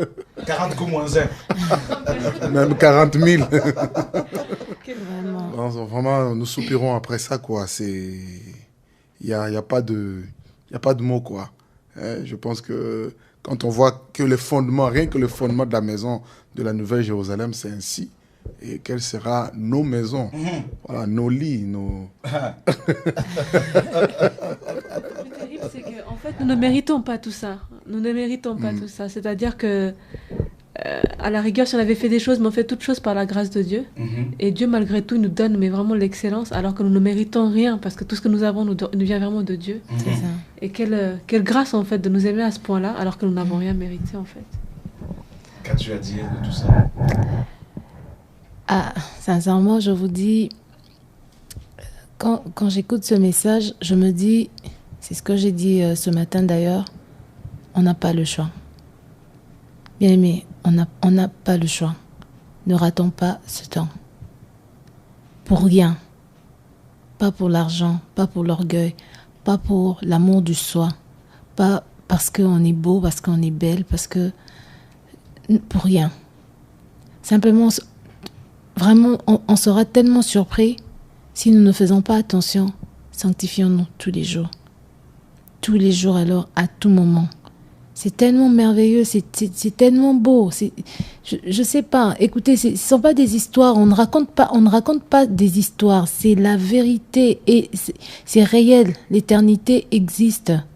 C'est une éternité, c'est pas 10 ans, c'est pas 12 ans, c'est pas 40 ans, c'est pas 80 ans, c'est l'éternité, bien-aimé. On n'a plus le choix. On n'a plus le choix. On doit mettre nos vies en règle avec le Seigneur et on n'a vraiment pas le choix. Vraiment, s'il faut rater cette éternité, soit demander la mort maintenant, mais sinon, demeurons dans la sanctification. Amen. Ça, c'est quelque chose de terrible de voir à quel point beaucoup d'églises ont perdu le message, Pasteur Douglas. C'est-à-dire, on parle des bâtiments, ça y est, nous allons cotiser, on va construire la plus grande bâtisse, on va bâtir la plus grande église, tout ça. Mes amis, il y a une telle course effrénée par rapport à la construction des édifices, à la gloire des hommes, comme Nebuchadnezzar, pour vous dire, c'est moi, n'est-ce pas moi, Nebuchadnezzar, qui ai construit, n'est-ce pas, cette grande ville, Babylone la Grande. La Bible dit que la parole n'était pas encore sortie de sa bouche, qu'une voix sort du ciel pour dire, tu es insensé, Nebuchadnezzar, tu seras chassé de ta demeure, et tu vas participer, n'est-ce pas, tu vas participer à la joie de vivre, mes amis, dans une forêt avec les animaux. Et c'est terrible de voir à quel point, mes amis, quand on se glorifie d'avoir construit, bâti Babylone, mes amis, Dieu va nous confondre. Voilà pourquoi c'est la confusion totale pour ces grands et ces petits qui vont se retrouver dans le trône de Dieu pour être jugés. Et vous vous rendez compte, mes amis, la Nouvelle Jérusalem, mes amis, a pour fondement les belles pierres de diamants, chrysolite, onyx, toutes ces pierres, mes amis, précieuses, qui vont être le fondement. Mes amis, la Bible dit dans Hébreux 11 là-bas, cette ville a des fondements solides. Ça veut dire que cette ville ne sera pas ébranlée par la crise économique. Parce qu'il n'y aura plus de crise économique, mes amis. Il n'y aura plus de système de ce monde. Il n'y aura plus le péché. Il n'y aura plus aucun, mes amis, bouleversement. Il n'y aura plus le soleil. Il n'y aura plus la nuit. Il n'y aura plus rien, mes amis. C'est la joie éternelle. Éternelle, mes amis. Et le verset 23, regardez, la Bible nous dit, Et le verset 21 d'Apocalypse 21, les 12 portes étaient 12 perles. Mes amis, les perles. Vous vous rendez compte, les portes. Il y a 12 portes dans la Nouvelle Jérusalem et ce sont des perles. Vous vous rendez compte, les perles, mes amis, les perles du ciel, elles sont, my God, elles sont jolies, frère. Est-ce que vous vous rendez compte un peu ce qui va? Les perles, je vais pouvoir les caresser tous les jours, mes amis. La place de la ville était d'or pur. La place, il y a une place dans cette ville, c'est de l'or pur. L'or pur. Mes amis, comme du verre transparent. Ce sera transparent. Donc j'imagine de l'or un peu blanc. Mes amis, je ne vis point de temple dans la ville. Mes amis, pour ceux qui construisent des temples actuellement, des maisons, des villas, à ce jour, il n'y aura plus de temple, mes amis. Il dit, je ne vis pas de temple. Il n'y a pas de temple. Car le Seigneur Tout-Puissant est son temple ainsi que l'agneau. Ça veut dire que nous serons en eux. Vous vous rendez compte que nous serons à l'intérieur de Dieu. Le Père sera mon temple. Est-ce que vous vous rendez compte? Pour l'instant, nous sommes le temple du Saint-Esprit. Mais dans la Nouvelle Jérusalem, le Père sera notre temple. Vous voyez, nous serons en lui. Ça, c'est quelque chose de terrible, frère. Cette ville-là, c'est en lui. C'est en lui. C'est en lui. Et la Bible nous dit, frères et sœurs, également, la ville n'a besoin ni du soleil, ni de la lune pour l'éclairer, car la gloire de Dieu l'éclaire, l'agneau et son flambeau. Mes amis, nous allons être dans la gloire. Voilà pourquoi il reviendra chercher l'église glorieuse. La gloire de Dieu va nous éclairer. Est-ce que vous vous rendez compte quand on goûte un peu à la gloire, comme là nous sommes heureux. Quand il y a la gloire, la présence, la Shekinah, nous sommes tellement plaqués au sol, nous gémissons, nous pleurons. Comme cet après-midi, la gloire de Dieu est tombée dans la voiture, mes amis, pendant que je conduisais. Il y avait un tel feu. Mes amis, de sainteté, l'amour du Père, la joie de Dieu. Mes amis, je ne voulais pas quitter la voiture, mes amis. Sur l'autoroute, j'étais là. Alléluia, gloire à Dieu. C'était merveilleux de sentir cette présence glorieuse du Père. Oh mon Dieu, c'était merveilleux. C'était merveilleux. Et la Bible dit que Christ sera son flambeau. Les nations marcheront à sa lumière, les nations, mes amis. Et les rois de la terre y apporteront leur gloire. Les rois de la terre, qui sont ces rois-là? Ben, c'est nous. C'est nous, frère. Amen. Nous serons encore des rois là-dedans, là, mes amis. Quelle grâce, Dieu nous aime tellement, frère. Nous serons des rois. Alors pour vous qui faites de la politique, arrêtez la politique, mes amis. Faisons de la politique du Seigneur, c'est-à-dire la sanctification, la sainteté, parce que nous serons des rois. Donc ça veut dire que nous aurons des manteaux royaux, nous aurons des couronnes et des bâtons de commandement, frère, dans la nouvelle Jérusalem. Mes amis, les rois vont apporter leur gloire, mes amis. Et ces portes ne se fermeront point le jour, car il n'y aura point de nuit. La nuit va partir, frère, on ne va plus dormir. On y apportera la gloire et l'honneur des nations. Il n'y aura pas de lit, hein, Doug, hein? On ne va pas dormir, frère. Alléluia, gloire à Dieu. On va veiller toute l'éternité. Amen, amen. Et il n'entrera chez elle rien de souillé, ni personne qui se livre à l'abomination et au mensonge. Et ça, c'est terrible, mes amis. Pas de mensonge. Il n'entrera que ceux qui sont écrits dans le livre de vie de l'agneau. Mes amis, la parole est claire, hein? Et ça, c'est terrible, mes amis. La Bible dit, il me montra, chapitre 22, un fleuve d'eau de la vie, limpide comme du cristal, qui sortait du trône de Dieu et de l'agneau. Vous voyez ici, le Père, le Fils et le Saint-Esprit. Vous voyez, comme dans Genèse 1. L'eau limpide ici, c'est le Saint-Esprit. Dans Jean 7, le Seigneur dit, celui qui croira en moi, des fleuves d'eau vive couleront de son sein. C'est le Saint-Esprit. On voit ici la manifestation glorieuse du Père, du Fils et du Saint-Esprit. Au milieu de la place de la ville et sur les deux bords du fleuve, il y avait un arbre de vie, produisant 12 fois des fruits, rendant son fruit chaque mois, et dont les feuilles servaient à la guérison des nations. Mes amis, les fruits, l'arbre de vie que Adam avait perdu là-bas, dans Genèse 3, l'arbre de vie, mes amis, on va le retrouver ici, restauré à la fin de temps. Il n'y aura plus d'anathème. Le trône de Dieu et de l'agneau sera dans la ville. Ses serviteurs le serviront et verront sa face. Dieu disait à Moïse, l'homme ne peut voir ma face et vivre. Mais ce jour-là, nous verrons sa face. Est-ce que vous vous rendez compte, nous allons voir la face de celui qui nous a créés. Mes amis, je veux m'asseoir sur ses cuisses, sur sa cuisse gauche ou droite, et je veux caresser mon ami sa face. Je veux dire, tu es mon papa à moi. Enfin, je peux voir ta face véritablement. Amen. Alléluia, alléluia. Dans 1 Jean 3, Jean dit, frère, alléluia, ce qui nous seront n'a pas encore été manifesté. Mais lorsqu'il reviendra, nous le verrons tel qu'il est. Ça veut dire que nous allons voir, Doug, sa face, tel que je vois ta face comme ça. Je veux opposer ma face, je veux mettre ma face sur sa face. Je veux embrasser ses joues. Je veux lui faire des bisous partout sur sa face. Je veux dire, enfin, papa, je te vois. Enfin. Enfin, je vois ton visage. Le visage que tu n'as pas voulu montrer à Moïse. Il a vu seulement ton dos. Dans Exode 34. Ils ont vu seulement tes pieds. Mais enfin, maintenant, je vois ta face. Alléluia. Merveilleux Père, merveilleux Père, merveilleux. Amen. On dit ses serviteurs le serviront et verront. Et son nom sera sur leur front. Ceux qui vont refuser la marque de la bête, les pensées impures.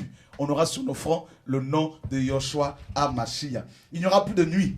Et ils n'auront besoin ni de lampe, ni de lumière, parce que le Seigneur Dieu les éclairera.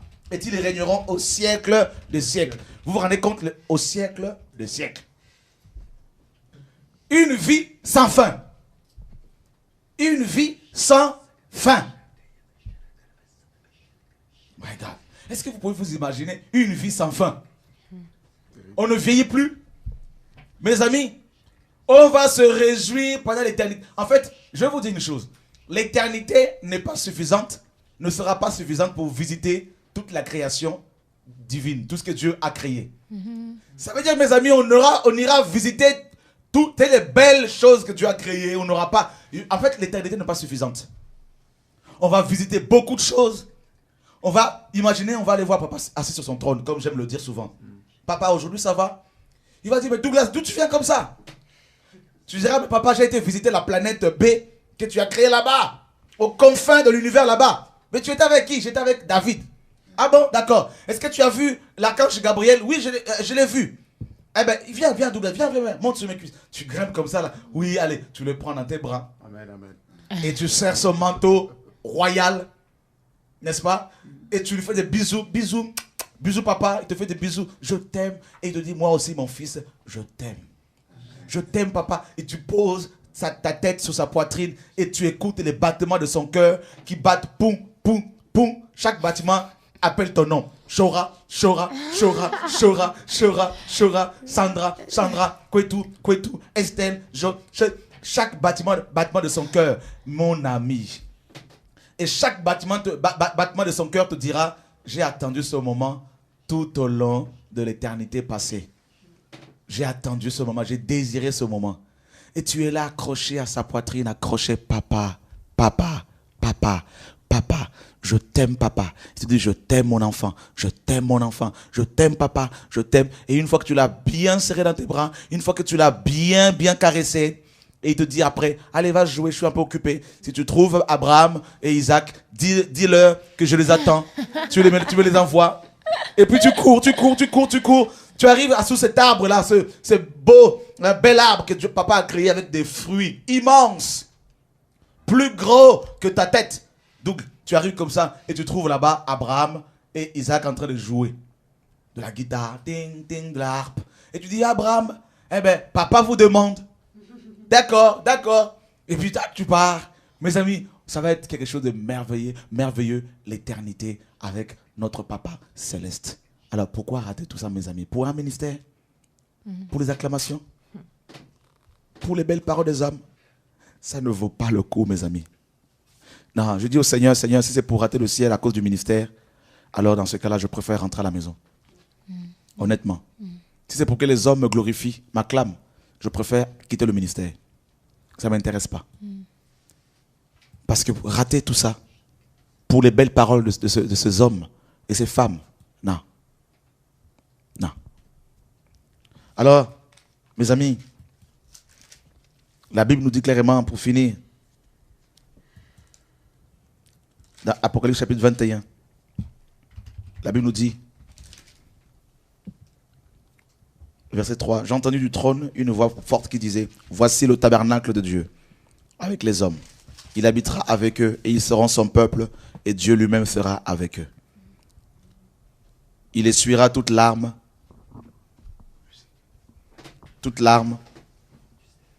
Hein, si Christophe peut nous mettre une musique instrumentale.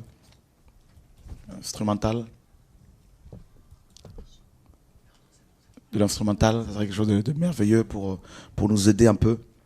Il essuiera toute larme de leurs yeux. Toi qui pleures, toi qui gémis aujourd'hui, Dieu va essuyer tes larmes. Et la mort ne sera plus. Il n'y aura plus ni deuil. Toi qui as perdu ton père, toi dont la mère est malade, toi qui as peur de la mort, il n'y aura ni deuil, ni cri, ni douleur, car les premières choses ont disparu. Et celui qui était assis sur le trône dit, voici, je fais toutes choses nouvelles. Et il me dit, écris ces paroles, écris, car ces paroles sont certaines et véritables. Certaines et véritables. Si la prophétie tarde, il faut l'attendre. Habakkuk 2, pardon. Car elle s'accomplira, et elle s'accomplira certainement, à partir du verset 3. Et il me dit, c'est fait. Je suis l'alpha et l'oméga, le commencement et la fin. À celui qui a soif, je donnerai de la source de l'eau de la vie, gratuitement. Amen. Gratuitement. Amen. Ésaïe 55 nous dit, venez vous qui avez faim, venez vous qui avez soif, venez acheter, n'est-ce pas? Venez acheter du lait gratuitement. Mes amis, on nous vend l'évangile aujourd'hui. On nous vend la formation biblique aujourd'hui. On nous vend toutes ces choses éternelles, mes amis, la parole de Dieu. La Bible nous dit dans Ésaïe 55, vous tous qui avez soif, venez aux eaux. Même celui qui n'a pas d'argent, ce n'est pas un problème. Dieu ne regarde pas ta richesse. Dieu ne regarde pas ta pauvreté. Venez acheter et manger. Venez acheter du vin et du lait, sans argent, sans rien payer. Pourquoi pesez-vous de l'argent pour ceux qui ne nourrissent pas? Pourquoi travaillez-vous pour ceux qui ne rassasient pas? Écoutez-moi donc, et vous mangerez ce qui est bon, et votre âme se délectera de mets succulents. Prêtez l'oreille et venez à moi. Écoutez-moi et votre âme vivra. Je traiterai avec vous une alliance éternelle pour rendre durable mes faveurs envers David. Frères et sœurs, Dieu nous demande, nous invite à acheter du lait, la parole, acheter du vin, le Saint-Esprit, la nouvelle alliance, gratuitement, sans payer. Dieu n'a pas besoin de ton argent. Combien d'églises, mes amis, combien de séminaires sont-ils organisés aujourd'hui, mes amis, où l'on fait payer l'entrée aux gens, des conventions, et les pauvres se disent, j'ai soif, nous avons soif, mais nous ne pouvons pas y aller, parce qu'on n'a pas l'argent. Combien de gens aimeraient tellement recevoir la formation biblique, mais parce qu'ils n'ont pas d'argent, ils ne peuvent pas, mes frères et sœurs, être formés. On déforme l'évangile. On déforme la parole. Que Dieu nous aide, que Dieu nous pardonne. Toutes ces illuminations que Dieu nous donne, frères, c'est pour pouvoir vous les donner gratuitement. Et ce que l'on vous demande, c'est le soutien dans vos prières. Dieu dit, venez, venez, venez. C'est un ordre, venez, venez. Voilà pourquoi la Bible dit que l'évangile est annoncé aux pauvres. Heureux les pauvres en esprit, car le royaume des cieux est à eux. Ne te sens pas mal parce que tu n'as pas l'argent. Ne te sens pas condamné, moindre, parce que tu n'es pas riche selon les hommes. Que personne ne te méprise, ne te minimise. Souvent les personnes que nous minimisons sur la terre, mes amis, ce sont ces personnes-là que Dieu aime, que Dieu approuve, qui seront certainement plus couronnées que nous autres.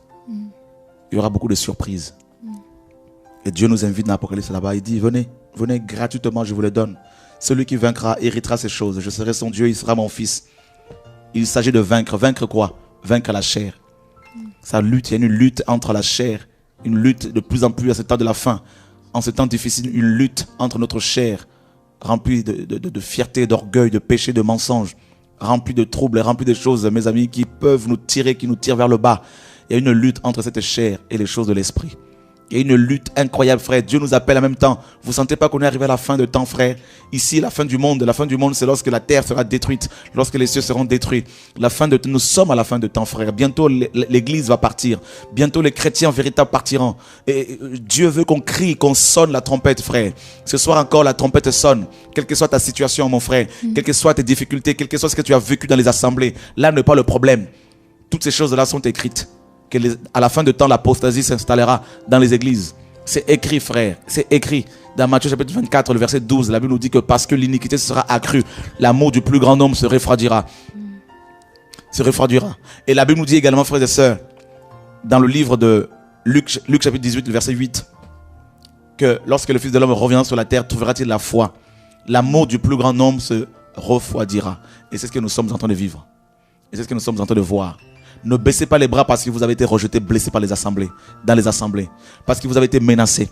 Ne baissez pas les bras parce que vous avez l'impression d'avoir perdu votre ministère. Ne baissez pas les bras parce que vous pleurez actuellement, parce que vous avez perdu un membre de votre famille. Ne baissez pas les bras parce que vous êtes malade. Ne baissez pas les bras parce que vous êtes au chômage. Ne baissez pas les bras, surtout ne baissez jamais et jamais et jamais, oh jamais et jamais et jamais et encore jamais les bras. Alors, mes amis, apôtres, prophètes, docteurs, évangélistes, anciens diacres, nous avons une lourde responsabilité devant le peuple de Dieu, devant les âmes, devant Dieu. celle d'enseigner la vérité véritable au peuple. Celle de présenter aux gens toutes ces réalités spirituelles, toutes ces vérités spirituelles que Satan a cachées pendant des années pour ne pas que l'Église soit fortifiée.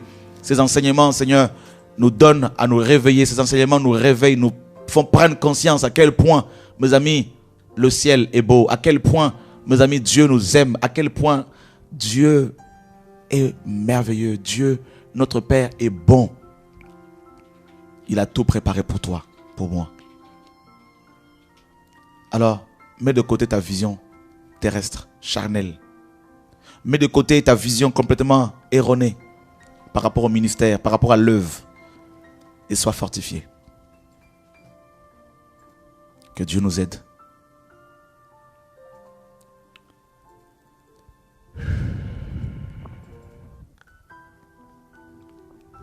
Alors, il y a un dernier verset que je voudrais lire pour vous. Dans le livre d'Apocalypse, toujours chapitre 22.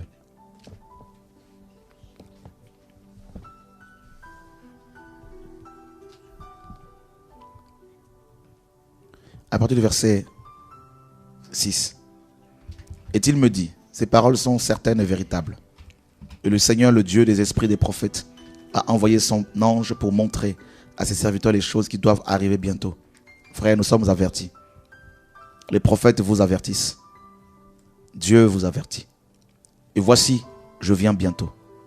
Heureux celui qui garde les paroles de la prophétie de ce livre. Heureux celui qui garde les paroles de la prophétie de ce livre. Heureux celui qui garde les paroles de la prophétie de ce livre. Il n'est pas dit heureux celui qui prêche. Heureux celui, mes amis, celui qui voyage dans les nations. Celui qui gagne les âmes. Mais heureux celui qui garde les paroles de la prophétie de ce livre. Parce que tu peux prêcher, tu peux chanter, tout en négligeant de garder les paroles écrites ici. Et ça servira à quoi? Dieu n'est pas impressionné parce que nous avons construit des églises ici et là. Parce que nous avons bâti des bâtiments, nous avons construit des bâtiments, parce que nous avons gagné des âmes. Dieu est capable de faire toutes ces choses en un clin d'œil. Mais Dieu est touché parce que nous gardons sa parole, frère. Et laissons sa parole nous façonner. Laissons sa parole nous purifier. Quand Dieu nous montre nos erreurs, humilions-nous, reconnaissons et humilions-nous, demandons de l'aide au Seigneur. Et Dieu va nous relever. Il va nous aider, frère. Personne n'est parfait. Et Dieu dit, c'est moi Jean. Jean dit, c'est moi Jean qui ai entendu et vu ces choses. Et quand j'ai eu entendu et vu, je tombais aux pieds de l'ange qui me le montrait pour l'adorer. Mais il me dit, garde-toi de le faire. Je suis ton compagnon de service et celui de tes frères, les prophètes, et de ceux qui gardent les paroles de ce livre. Adore Dieu. Et il me dit, ne scelle point les paroles de la prophétie de ce livre, car le temps est proche. Alors que dans Daniel chapitre 12, Dieu disait à Daniel, scelle les prophéties de ce livre, car cette parole est pour le temps de la fin. Mais à Jean, Dieu lui dira, ne scelle point, car, n'est-ce pas, le temps est proche. Ne voyez-vous pas que le temps est proche, frère? Ne voyez-vous pas qu'avec la crise économique, avec, mes amis, les épidémies, avec les virus, avec les maladies diverses, avec, mes amis, la dislocation de la famille, même chez les chrétiens, le nombre de divorces chez les chrétiens, mes amis, le nombre, mes amis, d'églises qui se paganisent, le nombre de pasteurs qui tombent dans le péché sexuel, dans le péché par rapport à la cupidité, à l'orgueil. Mes amis, ne voyez-vous pas que toutes ces choses-là nous annoncent la fin de temps? Ne voyez-vous pas que toutes ces choses-là, mes amis, nous annoncent l'imminence du retour de Yoshua HaMashiach, notre Seigneur? Alors on ne doit plus sceller les prophéties d'Apocalypse. Si l'ange qui avait été envoyé à Jean lui a dit de la part du Seigneur, qu'il ne fallait pas que Jean scelle, cache toutes ces révélations, pourquoi les églises refusent-elles? Pourquoi les pasteurs, mes amis, n'enseignent-ils pas sur l'Apocalypse? Pourquoi? Parce que tout simplement ce livre est redevenu, mes amis, un voile, est redevenu, mes amis, un livre scellé. Et c'est terrible de voir le nombre de chrétiens qui cherchaient pourtant le Seigneur, qui cherchaient pourtant à servir le Seigneur réellement. Le nombre d'âmes, mes amis, qui se lèvent chaque matin, chaque dimanche, qui prennent leur Bible, qui vont dans ces assemblées, dans ces bâtiments, croyant, mes amis, croyant trouver Dieu. Et malheureusement, ils sont trompés. Et le seul message qu'on leur donne, c'est l'argent, l'argent, l'argent, l'argent, l'argent. Le nombre de chantres qui étaient appelés par Dieu, mes amis, qui aiment le Seigneur, qui aiment Dieu, qui n'ont pas été encadrés, qui n'ont pas été, mes amis, à qui on n'a pas dit la vérité en face, à qui on n'a pas soutenu, qu'on n'a pas encouragé dans leur ministère, mes amis. On les a beaucoup plus encouragés à s'exhiber, à se glorifier comme des stars, comme des vedettes. On a commencé à les adorer, on a commencé à les magnifier, à s'agenouiller devant eux, mes amis. Les interprètes qui ont pris la place du Seigneur, ils ont volé la place de notre Dieu, Seigneur. Frères et sœurs, imaginez la confusion à la fin de temps. Imaginez la confusion, tous ces frères et sœurs, tous ces chrétiens, quand le Seigneur va revenir et qu'il dira, je ne vous ai jamais connu. Quelle honte. Quelle honte. Quelle honte, frère. Quelle honte. Il y a 3 choses qui me font peur. La première, c'est l'enfer. Ah oui, mes amis, j'ai aussi peur de l'enfer. La deuxième, c'est de blesser les âmes volontairement parce que Dieu n'aime pas cela. Et la troisième, frère, que Dieu me quitte. C'est la pire des choses qui puisse arriver à un homme qui vit sur la terre. Lorsque Dieu te quitte, mes amis, si Dieu est contre toi, qui sera pour toi? C'est terrible. Voilà pourquoi pratiquons s'il vous plaît l'hospitalité. Pratiquons l'hospitalité. Pratiquons l'amour. Pratiquons, mes amis, la justice. Pratiquons la sainteté, la crainte de Dieu, l'humilité. Je vous en supplie, frère.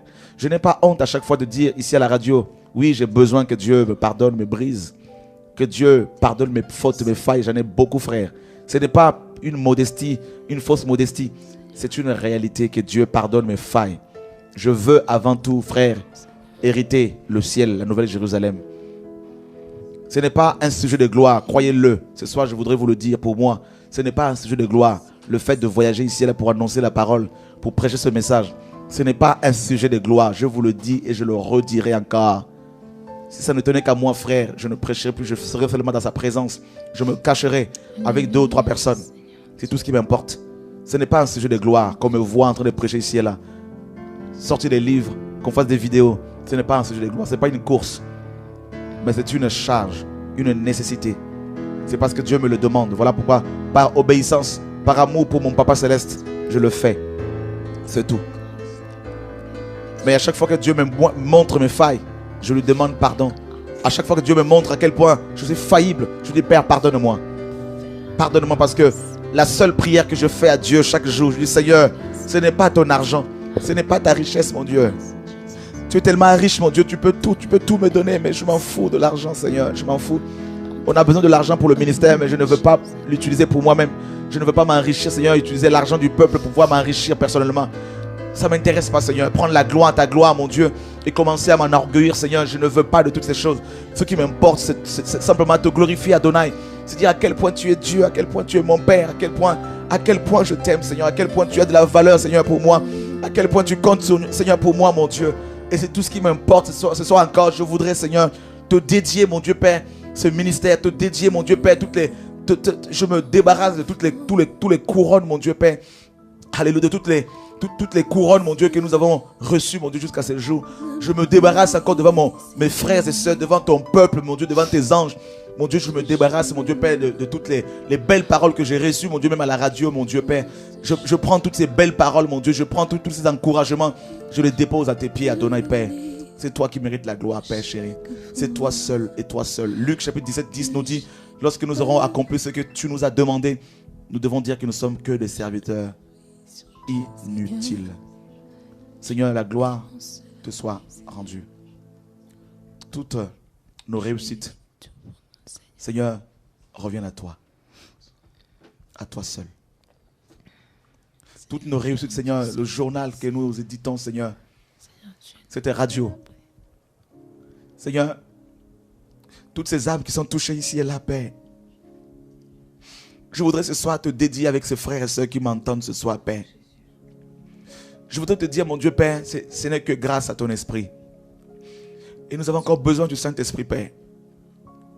Nous avons encore besoin de sa force. Saint-Esprit, merci pour la conviction du péché que tu produis dans nos vies. Lorsque nous prêchons, tu convaincs du péché les âmes, Seigneur.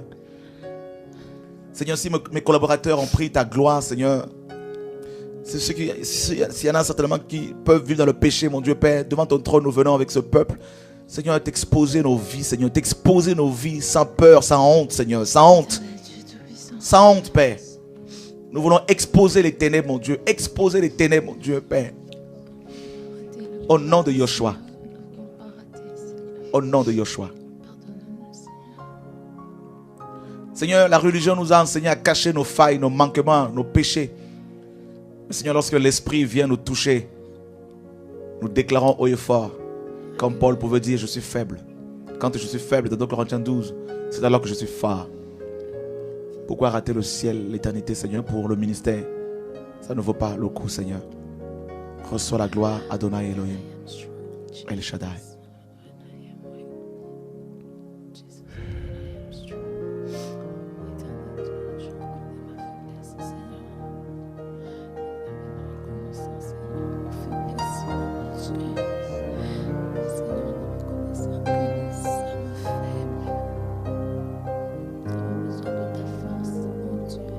Voici, je viens bientôt, et ma rétribution est avec moi, pour rendre à chacun selon ses œuvres. Je suis l'alpha et l'oméga, le premier et le dernier, le commencement et la fin. Heureux ceux qui lavent leur robe afin d'avoir droit à l'arbre de vie et d'entrer par les portes dans la ville. Et d'entrer par les portes dans la ville. Et d'entrer par les portes dans les villes, à la ville.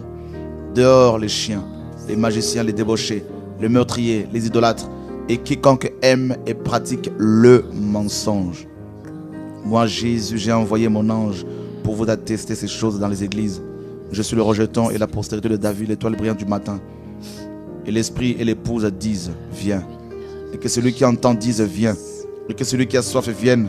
Que celui qui veut prendre de l'eau de la vie gratuitement. Je le déclare à quiconque entend les paroles de la prophétie de ce livre. Si quelqu'un y ajoute quelque chose, Dieu le frappera de fléau décrit dans ce livre. Et si quelqu'un retranche quelque chose des paroles du livre de cette prophétie, Dieu retranchera sa part de l'arbre de vie et la ville, ou de la ville sainte décrit dans ce livre. Celui qui atteste ces choses dit, oui, je viens bientôt. Amen, viens Seigneur Jésus. Que la grâce du Seigneur Jésus soit avec vous tous. Béni sois-tu, Seigneur.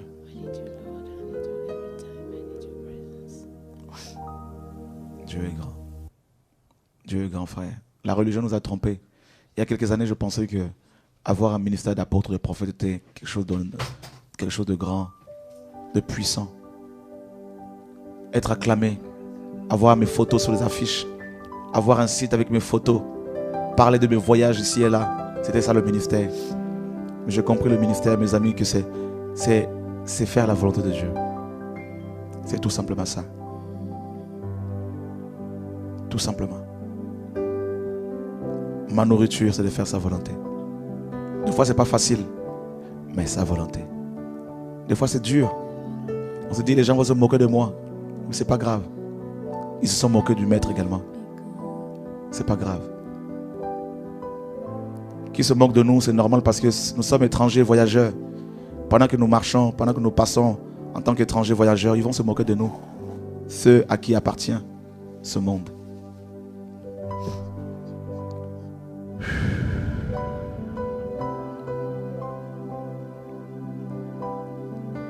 Adonai, je t'aime. Jésus, tu es mon doudou d'amour. Tu es mon chéri. Je t'aime, bien-aimé. Je sais que ce n'est pas toujours évident de fois avec toi, Seigneur. Je ne suis pas toujours à la hauteur, Seigneur, de ta volonté. Mais je voudrais ce soir te faire une déclaration d'amour, Seigneur Jésus.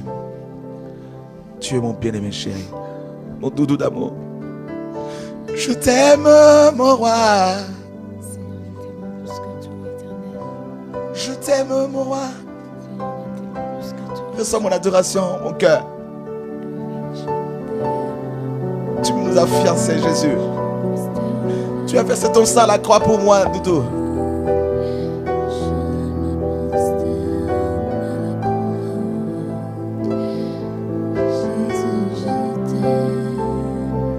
Tu es un grand Dieu.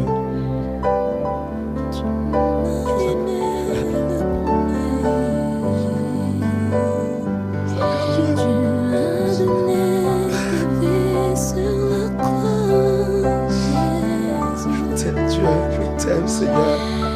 Seigneur, tu m'as racheté en versant ton propre sang à la croix.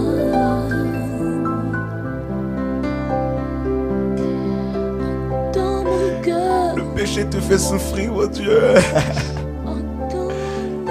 Le péché le fait souffrir, frère. Il ne faut pas le faire souffrir. Seigneur, pardonne-nous. Le péché le fait souffrir.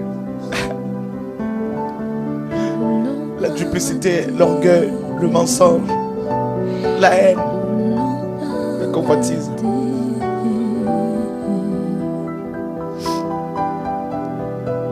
Le racisme. Le cœur du Père saigne souvent quand il voit à quel point, Seigneur, il faut qu'on l'aime plus que toute chose. Qu'on tombe de nouveau amoureux de lui. Amoureux de lui. Qu'on retrouve notre premier amour.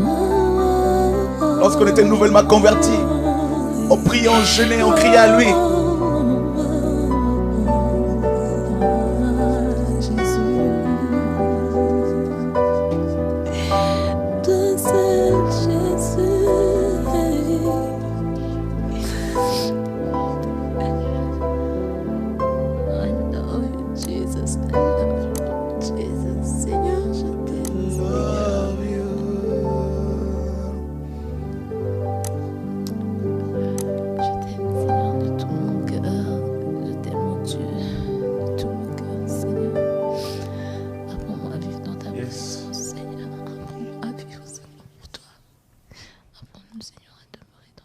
Ah oui. Apprends-nous à demeurer dans ta présence. Alléluia, alléluia. C'est dans sa présence que nous avons la force. Quand on est dans sa présence, on s'en fout de ce que les gens peuvent penser, dire. On est protégé par cette barrière de feu, d'amour, de sainteté.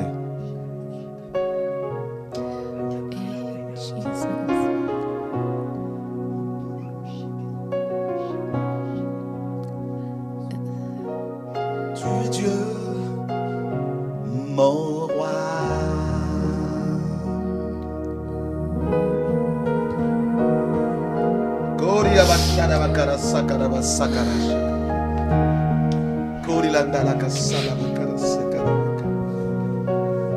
Le pan de sa robe remplit les cieux, frère. Le pan de sa robe remplit les cieux. Le pan de sa robe. Ce Dieu d'amour. Ce Dieu.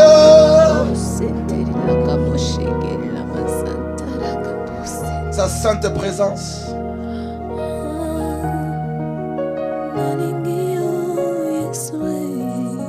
Sa sainte présence. Sa sainte présence.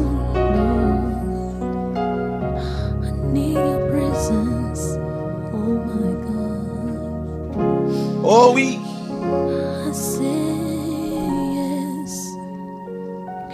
I say yes, Lord. Yes. I say yes. Oh oui. Oh oui, je Dans ce temps de communion, joignez-vous à nous, Seigneur, frères et sœurs, là où vous êtes, pour adorer ce grand Dieu. Seigneur, je dis oui. Quelle que soit ton assemblée, Je n'ai pas peur. quel que soit ton ministère, quel que soit ton appel, Je n'ai pas peur de là n'est pas le problème. I'm not to be afraid. I say yes, oh my Lord. Je n'ai pas peur de la mort. Je n'ai pas peur de la mort. Seigneur,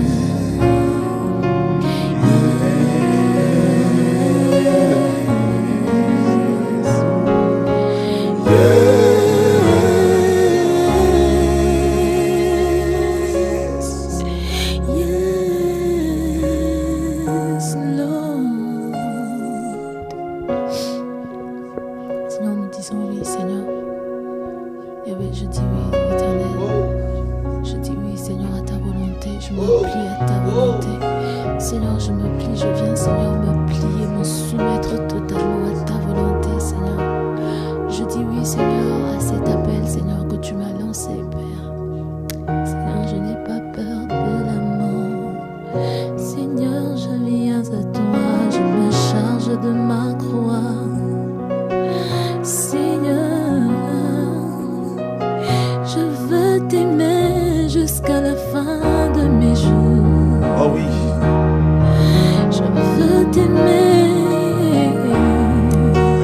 plus que tout, plus que ma vie, plus que tout ce que mes yeux peuvent voir, plus que tout, je veux t'aimer jusqu'à la fin de ma vie. Je te dis oui, envoie-moi où tu veux, Seigneur, fais de moi ce que tu veux.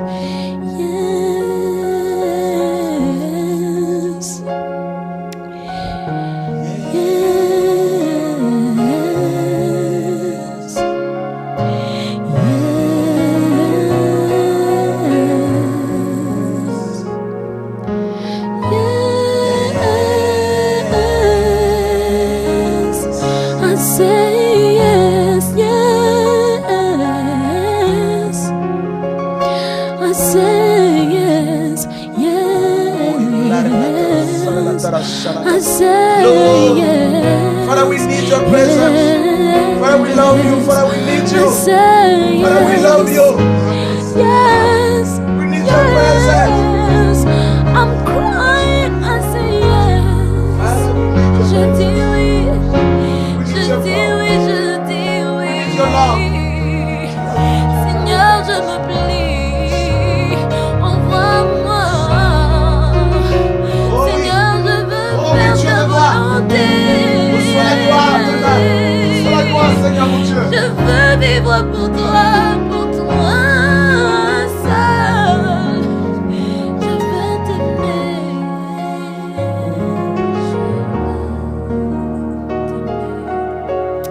Seigneur, apprends-moi comment je dois t'aimer, tel que toi tu l'entends, tel que toi tu le sens, tel que toi tu le veux. Apprends-moi, Seigneur, à t'aimer, Seigneur. Apprends-moi, Seigneur, à t'aimer, éternel.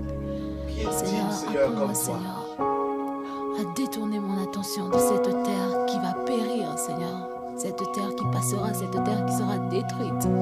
Seigneur, je veux, Seigneur, avoir mes yeux fixés, Seigneur, sur toi, Yahweh.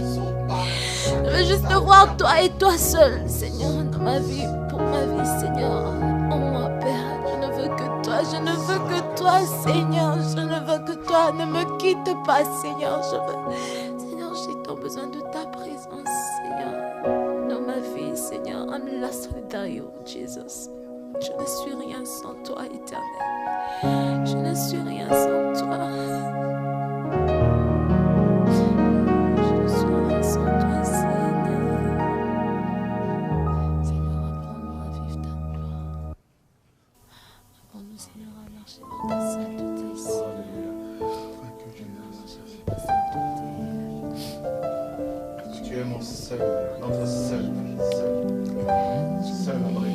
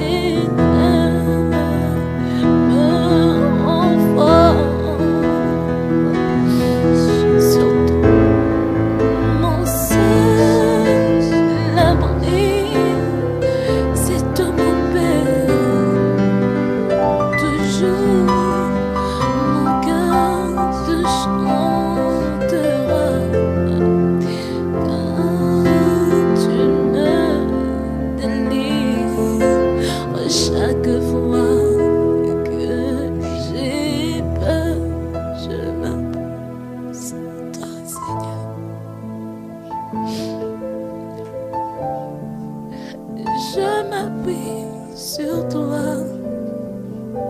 Seigneur, même quand je pleure, je m'appuie sur toi. Même quand je crie, je m'appuie sur toi, Seigneur. Seigneur, dans ma faiblesse, tu me rends fort. I will trust in you, Jesus. I will trust in you, Jesus. You make me strong, oh Jesus. Dans ma faiblesse, tu me rends fort. Tu me changes. Tu me transformes. Je peux crier. Tu es mon seul abri. Dans ce monde corrompu. Dans ce monde corrompu. Tu es la main qui protège. Tu es la main qui restaure. Tu es le rédempteur. Tu es la joie. Tu es ma paix. Tu es ma force. Je m'appuie sur toi. Je m'appuie sur toi. Et dans ma faiblesse,